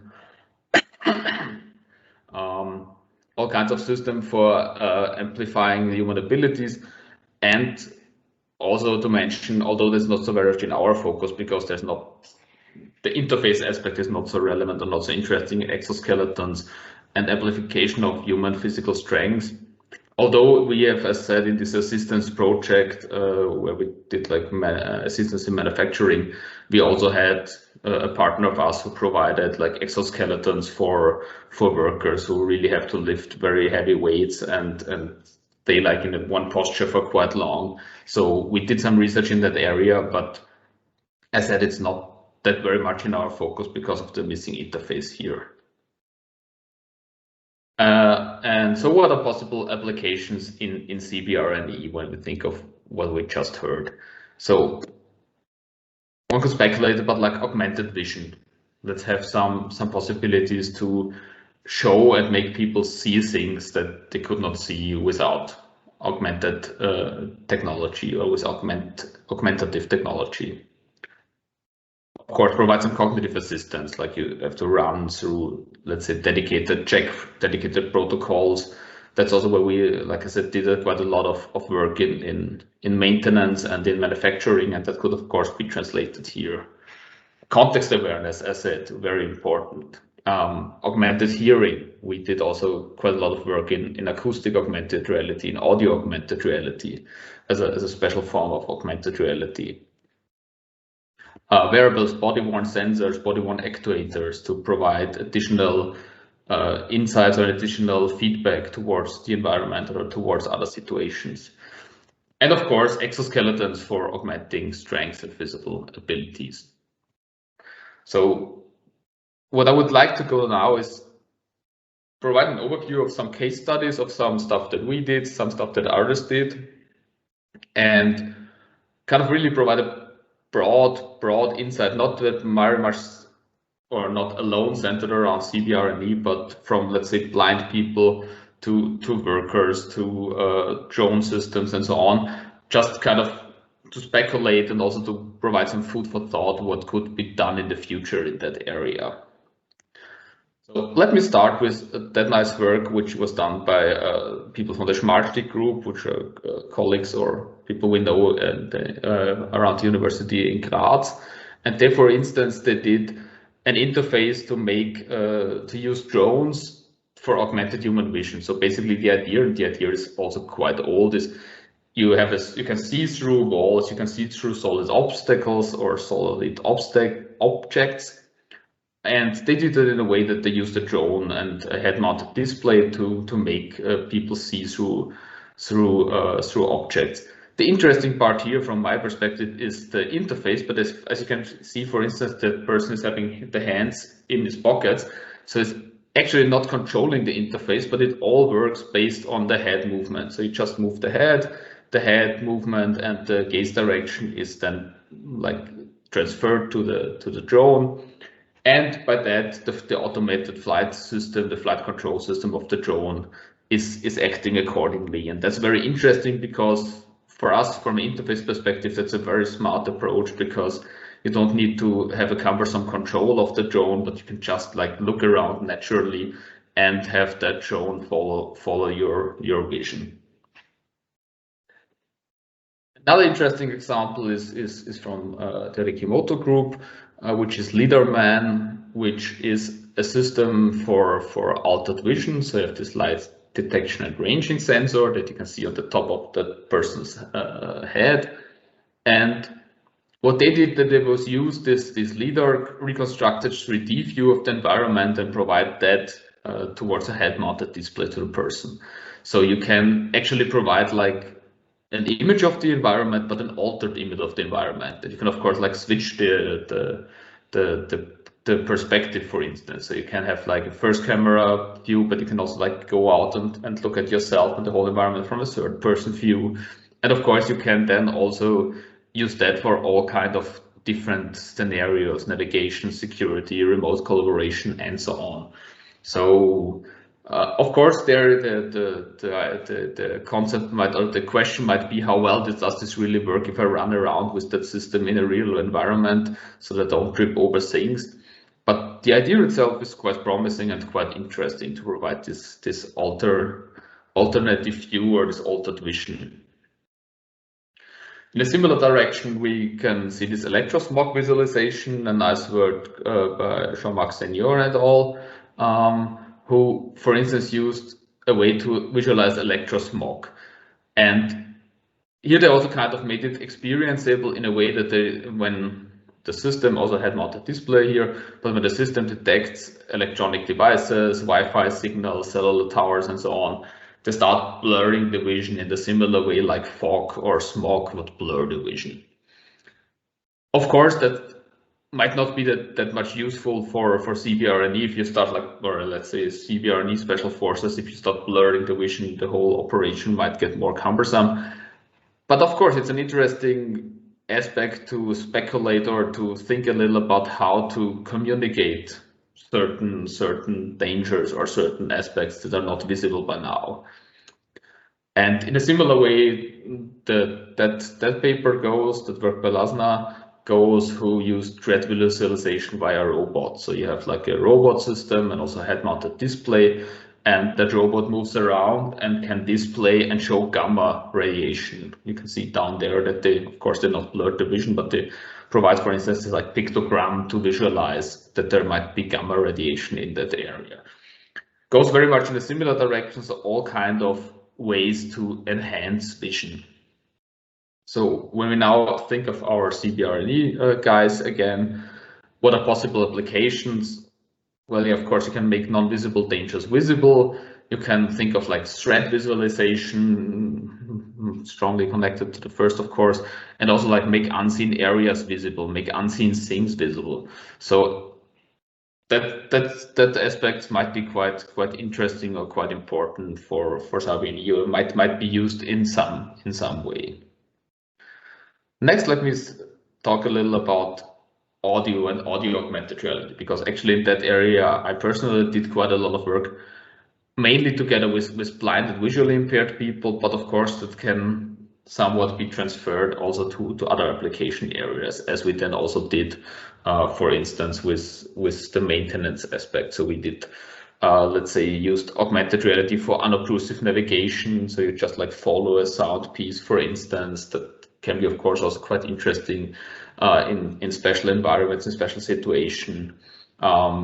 We also used it for games, for instance, and similar stuff a colleague of us, Peter Fröhlich, did. For instance, they provided a system like cognitive assistance where you can have like gaze-pace pointing. So you look at an obstacle that was done in the area in Vienna, and you do a blink, and an eye tracker and a scene camera and a smart system behind this is actually transferring that information and telling you about that building. So you can provide like, that's the Tower Neue Donau, for instance, that you are looking at the moment.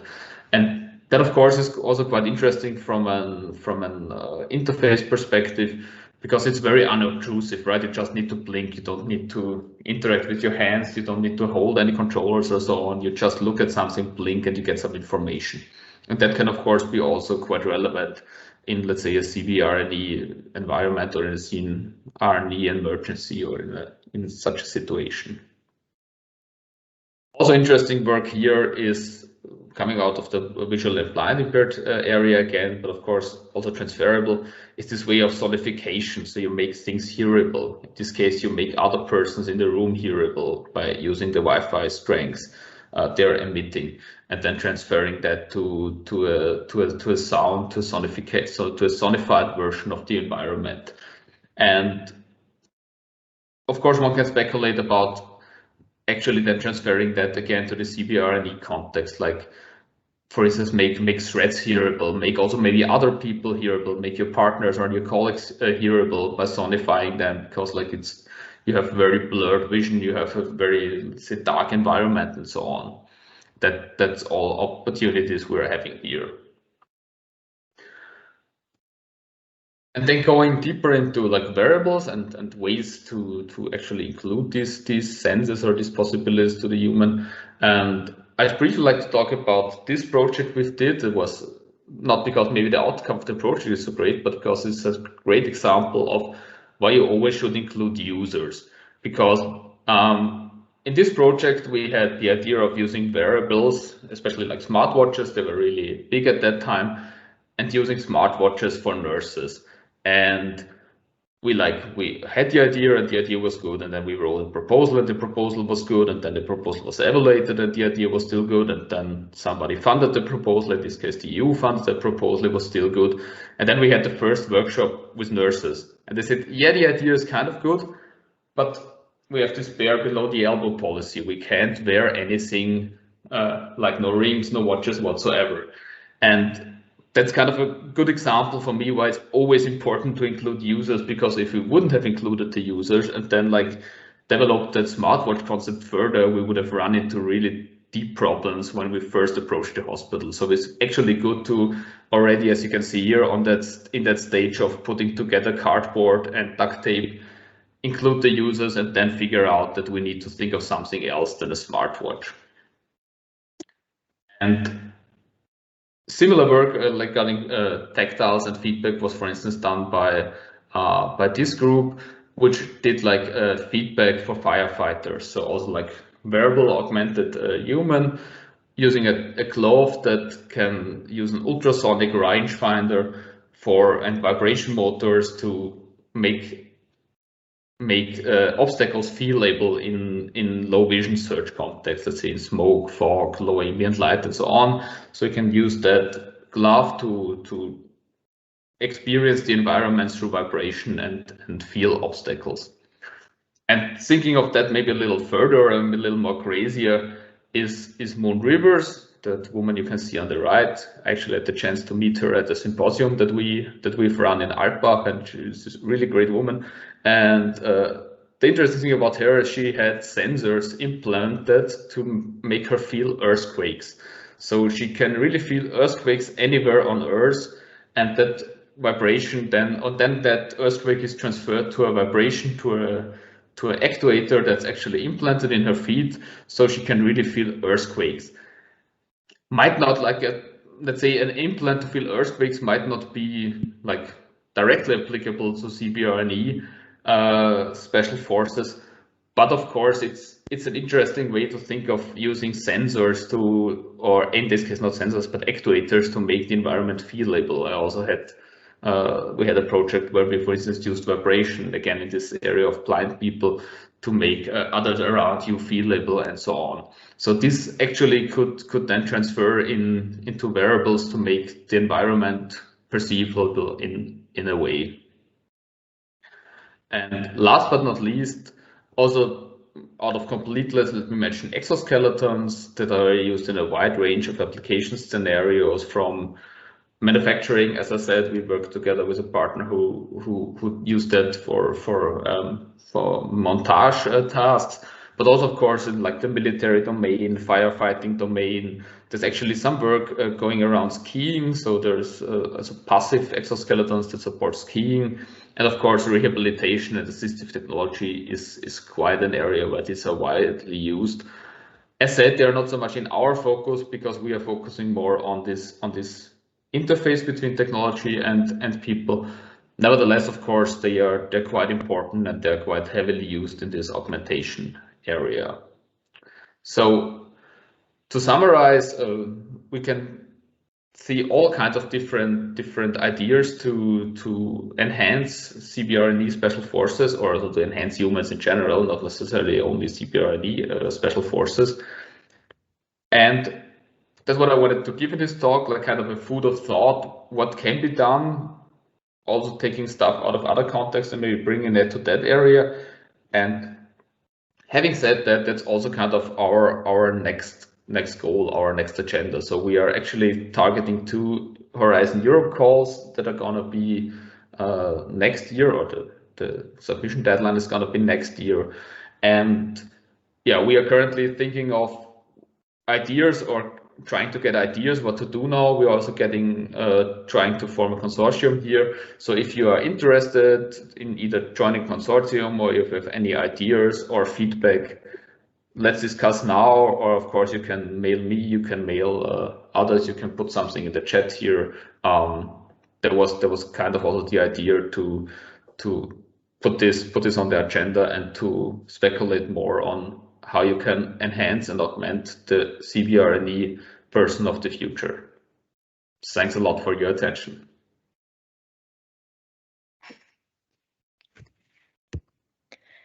Thank you very much for this interesting presentation. I already see in the chat that you've got mail, and there's also a question in the chat, but it's very big. Let me check. Is it possible to couple different sensor technology, for example, hyperspectral or thermographic cameras for real-time measurements, and is used 5G for data transmission?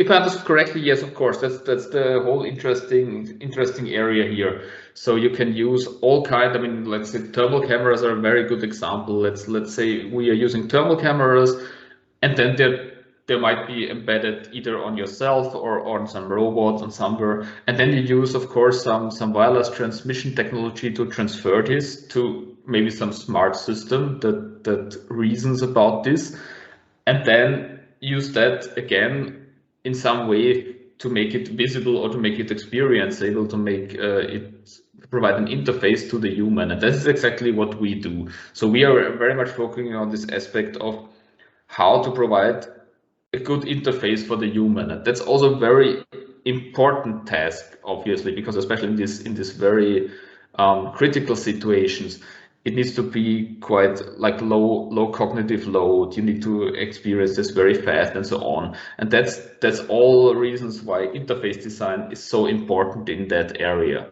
So so yeah, definitely stuff that goes in that direction is very important in that area.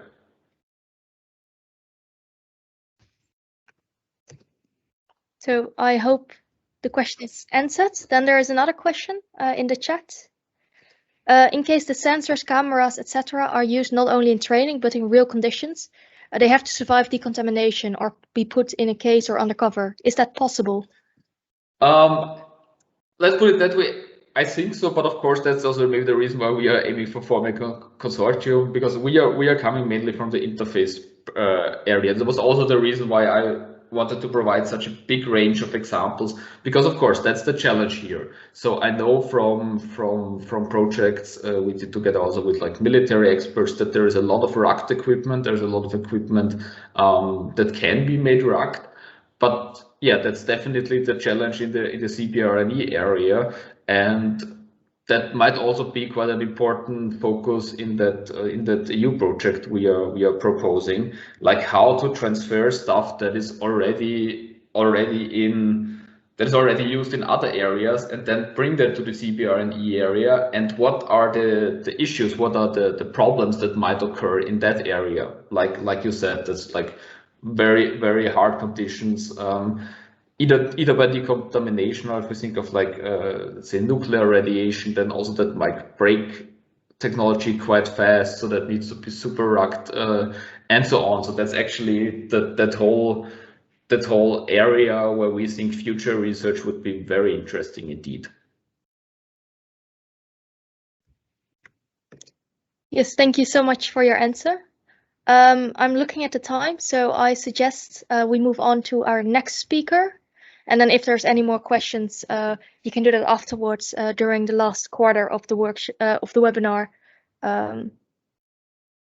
So in this case, I would like to welcome Gilles Dussert, who will talk a bit more about the experience and expectations of VR in CBRN. I think the screen is on. Is okay now.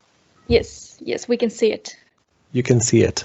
So thank you, everybody, and thank you the organization of this webinar. I will talk very briefly about experience and expectations from VR.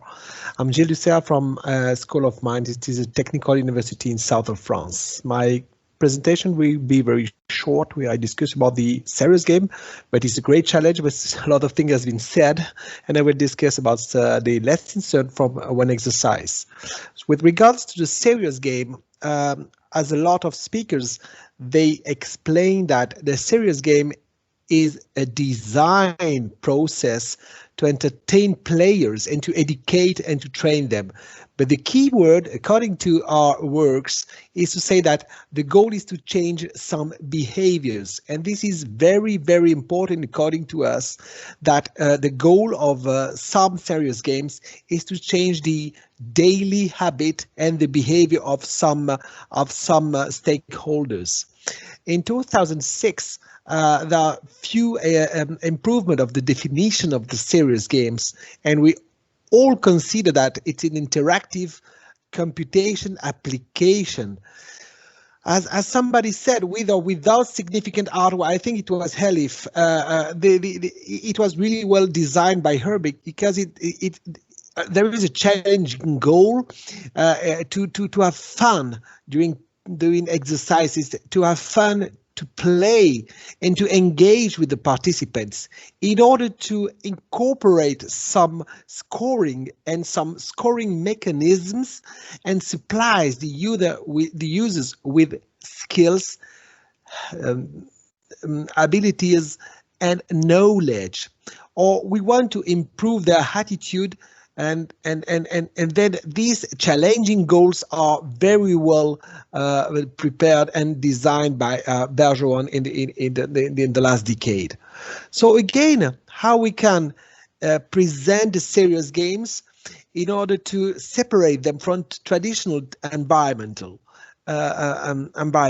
So the serious games aims to have a learner-centered approach to education, in which a trainee tries to control the learning process interactively.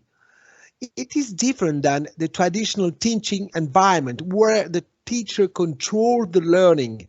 It is teacher-centered. Of course, we always hand that it is not as simple as it is written here. It's more complex on a pedagogical point of view. To train people via virtual reality is a real challenge.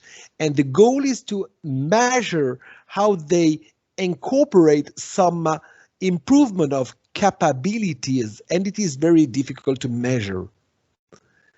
So what is the spectrum?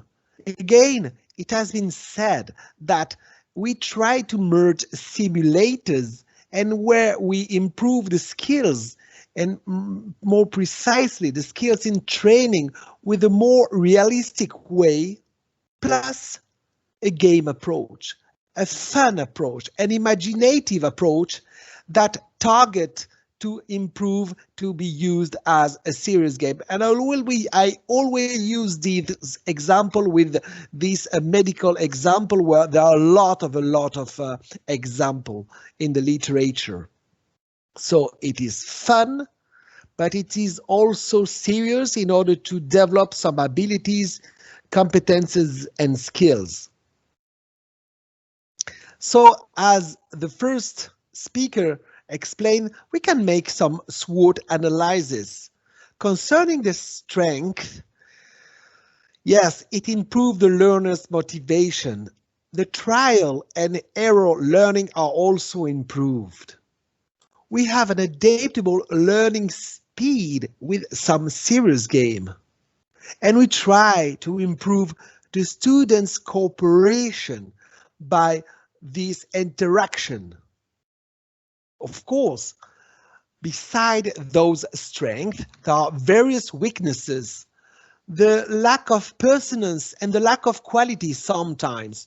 Sometimes the trainees were disappointed about the lack of quality. Sometimes it lacks teachers' involvement. You know, if it's too far, it's difficult sometimes to have real interaction also through serious games. Serious game is not the the Pandora box where you can use and you have all the results with this. It's only a complementary approach. As Olga said, it always be a complement to normal and physical trainings. Of course, it has been said previously that one of the weaknesses is the material and the logistical constraint. Based on the lot of computer approach, you've got a lot of issues also. What are the current opportunities? The lack of immersion and emotional involvement in a simulation. Of course, we had some emotional involvement, but again, it has to be improved. What are the main threats? Budget risk. It's hard to guarantee a success with a serious game. It's very dependent on how people will use it on a daily way, on a daily habit, on a daily process. So again, let's focus on the strengths and weaknesses. According to Sanchez, a serious game is good. It must offer enough information to the player so he can find himself a right conjecture. However, a serious game can help the teacher to take into account the difference in learning with different rhythms among the students. And again, a serious game has proven way more effective in terms of knowledge acquisition if the teacher conducts a debriefing after each session with a student, with all the students. And again, I want to underline really key importance of the debriefing phase.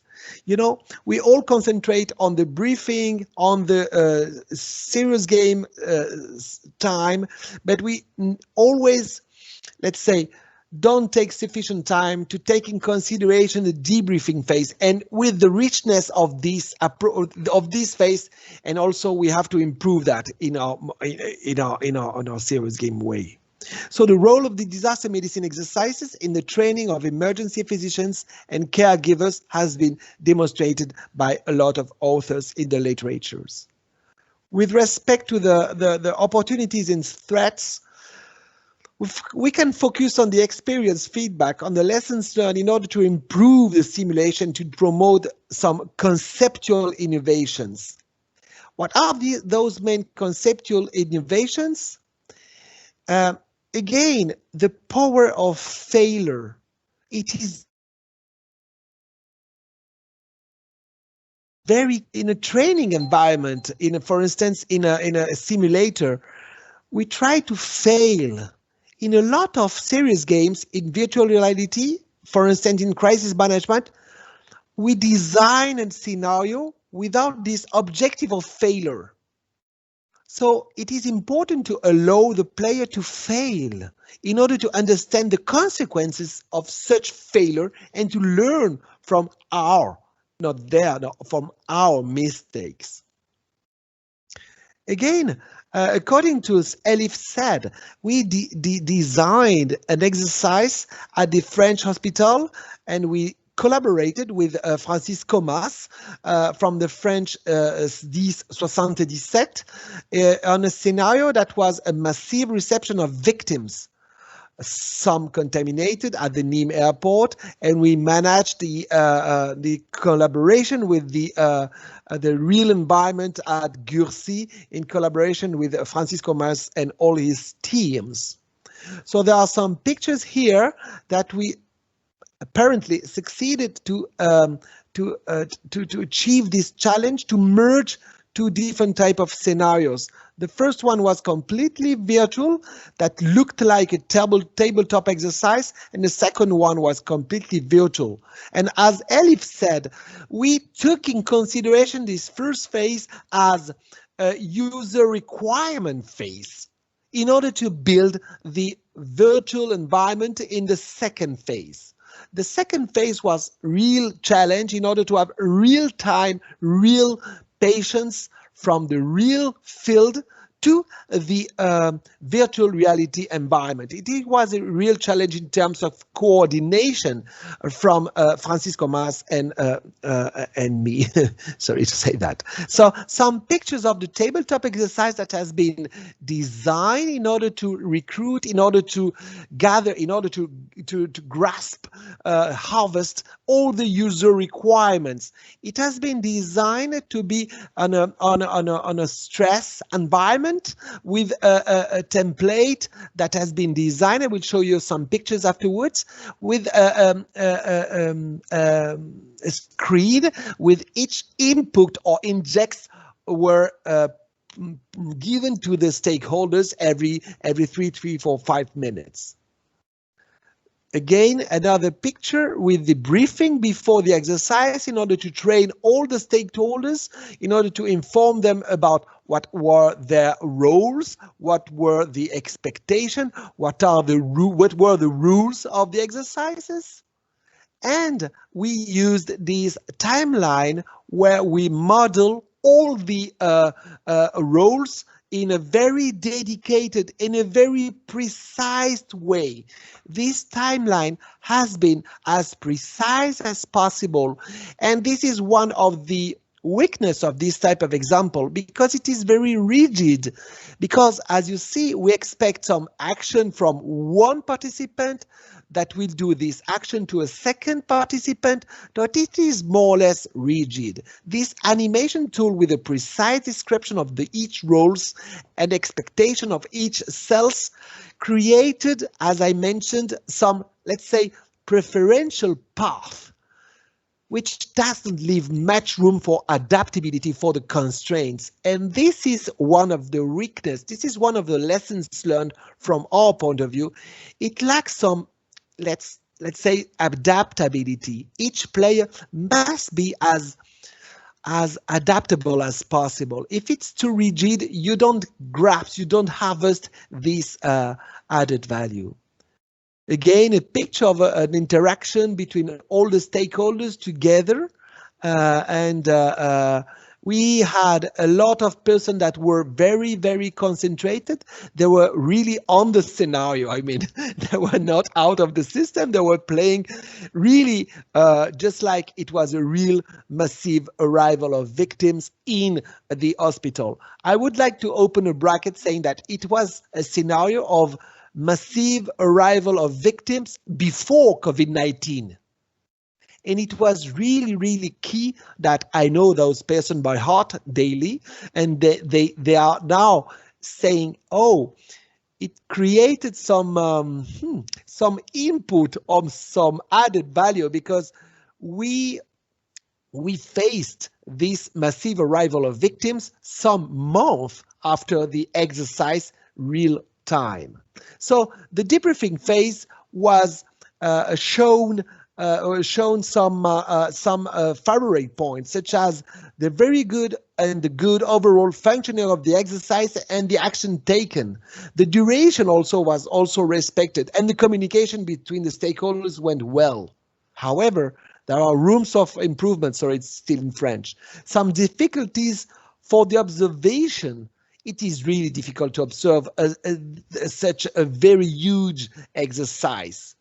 During the exercise, there were no monitoring victim tools, no real monitoring victim tools that has been used, and it is not very good when you don't use daily informatics systems. Again, I go faster in order to save time, but again, this type of exercise created a very noisy room, and this is also very difficult with this type of exercise in an environmental. So with respect to the debriefing, in terms of computer science, the need of a tool for monitoring the victims has been noticed by some players. We have also to consider a tool to meet the cell needs with more realistic situation. A real lack of stock, the inclusion of real travel times, the lack of helicopters, the lack of ambulances, because it has been decided that all the ambulances were available, and in the real life, all the ambulances are not available, of course. Concerning the organization of the game, the review of the explanation of the instructions concerning the assessment of skills is also improvable. How to assess the improvement of skills after the exercise? According to us, it is a real key question. If we go to the conclusion about this exercise, and the conclusion, as Olga said, and maybe as the other speakers said, a serious game is only a complement with the real time and the real life exercises. It's a complement, it's a very interesting, but it's only a tool that has to be used as a tool and not as an objective. It is a tool that has some advantages but also some weaknesses. It allows to reach a younger population for sure. It is interesting, but it does not replace the real exercises. It is a tool that should make it possible to harmonize protocols, practices and uses from different types of organisms or stakeholders. It's a tool that is an inseparable from a reflection on a debriefing. The three main questions are: what do we learn from those exercises? Are we able to measure the improvement of the knowledge after the exercise? And again, the last question is: what we learn during this exercise is maybe competency based learning. So that's all for my side. I would like to take this opportunity to thank you again and to wish you a nice afternoon. Thank you. Thank you so much for this very interesting presentation again. So we've got about 25 minutes left. So I think I would like to open the floor now for questions. You can put them in the chat, or you can turn on your microphone and ask a question that way. So please ask away.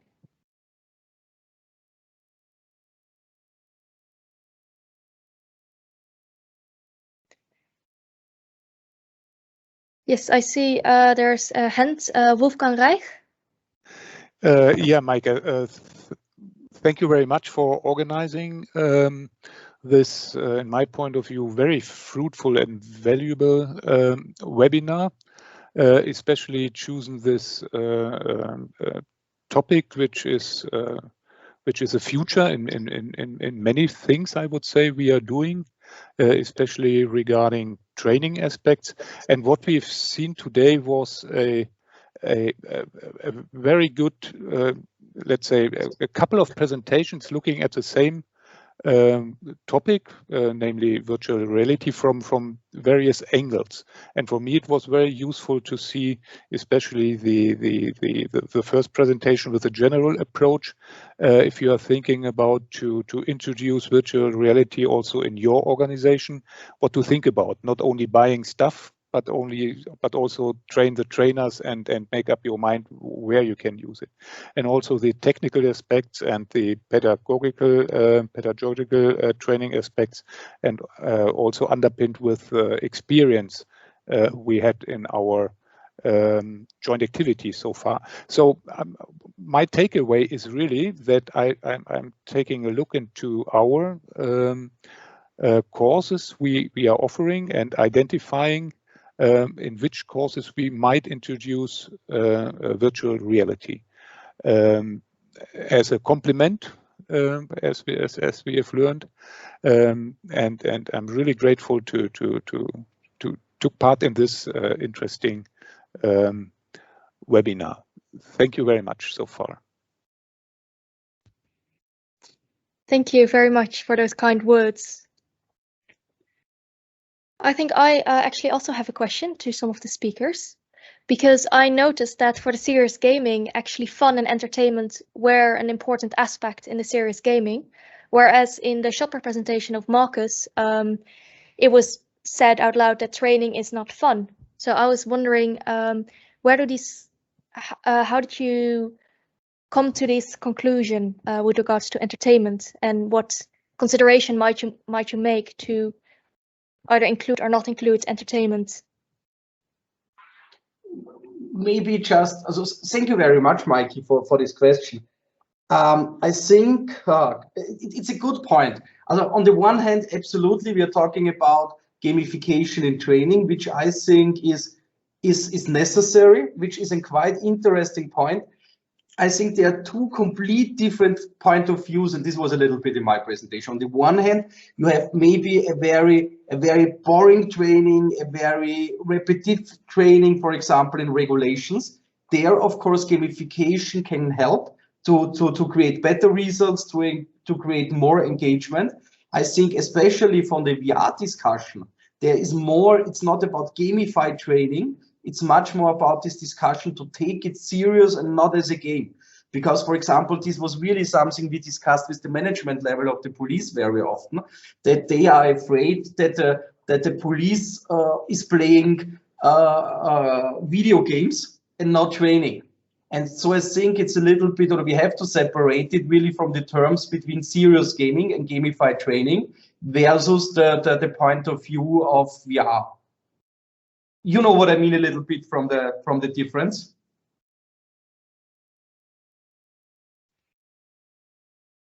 Yes, thank you very much for your answer. But maybe there are other opinions. Also, it's really just mine and just really from the experience, because this was really one of the points everyone discussed. Yes, so I see Elif put her hand up as well, and there's something in the chat as well. So perhaps Elif, if you go first, then. Yeah.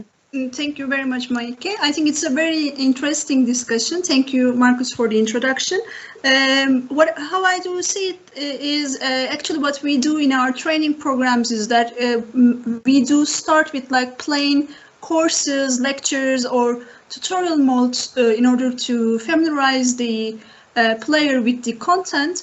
But the serious gaming aspect is also very important because when you have the entertainment and when you have the flow experience, people do come to your game frequently and they would like to repeat it, and so that it's going to be a very motivating tool in order to learn the background information. So I think we need to balance it well enough. So I agree that we cannot we should make sure that it is still a training, but we shouldn't make it so boring that otherwise the trainees are not going to come back to our application.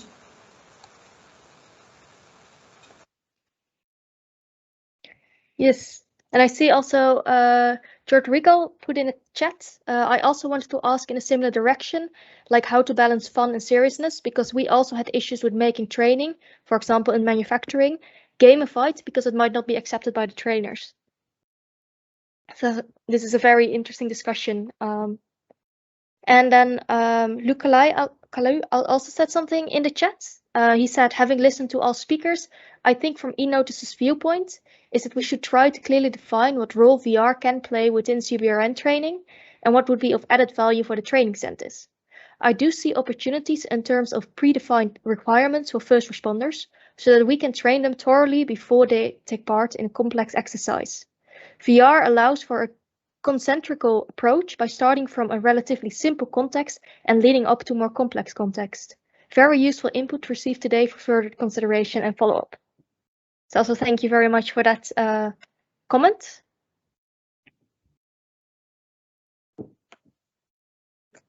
Yeah, just one sentence from the SHOTPROS point of view. So thank you very much for this one comment on which role it can play. I really think this should be one of the topics in every our different fields and domains where we concentrate, because I really think, like I mentioned today, it's enhancing, but I really think that there could be a lot of definitions. Also, for example, what we discuss at the moment also in SHOTPROS, do we train whole scenarios? Or maybe it's quite interesting, really small scenarios, really split them. And maybe this can also be an interesting CBRN point. Or I talked today a lot about scenario-based training. But of course, you have all the topics of regulation training, law training. So we also did in SHOTPRO, for example, one interesting study for VR training at home with the Dutch police, where the topic was based on the Corona situation. They couldn't do any law and regulation training, and so we set up an VR training for at home. 300 police officers received an Oculus Quest system where they had, for example, to train how you really control a driver license. So I also think the range is so broad. You can have this complex amok scenario with 25 minutes, 30 minutes, to really just a very small training part like driving license. And so I would also be very interested in the topic of CBRN training and the role. So maybe this also just as an idea. So also the separation of training at home as an enhancement of the actual training versus the system of I have multiplayer trainings in a training center.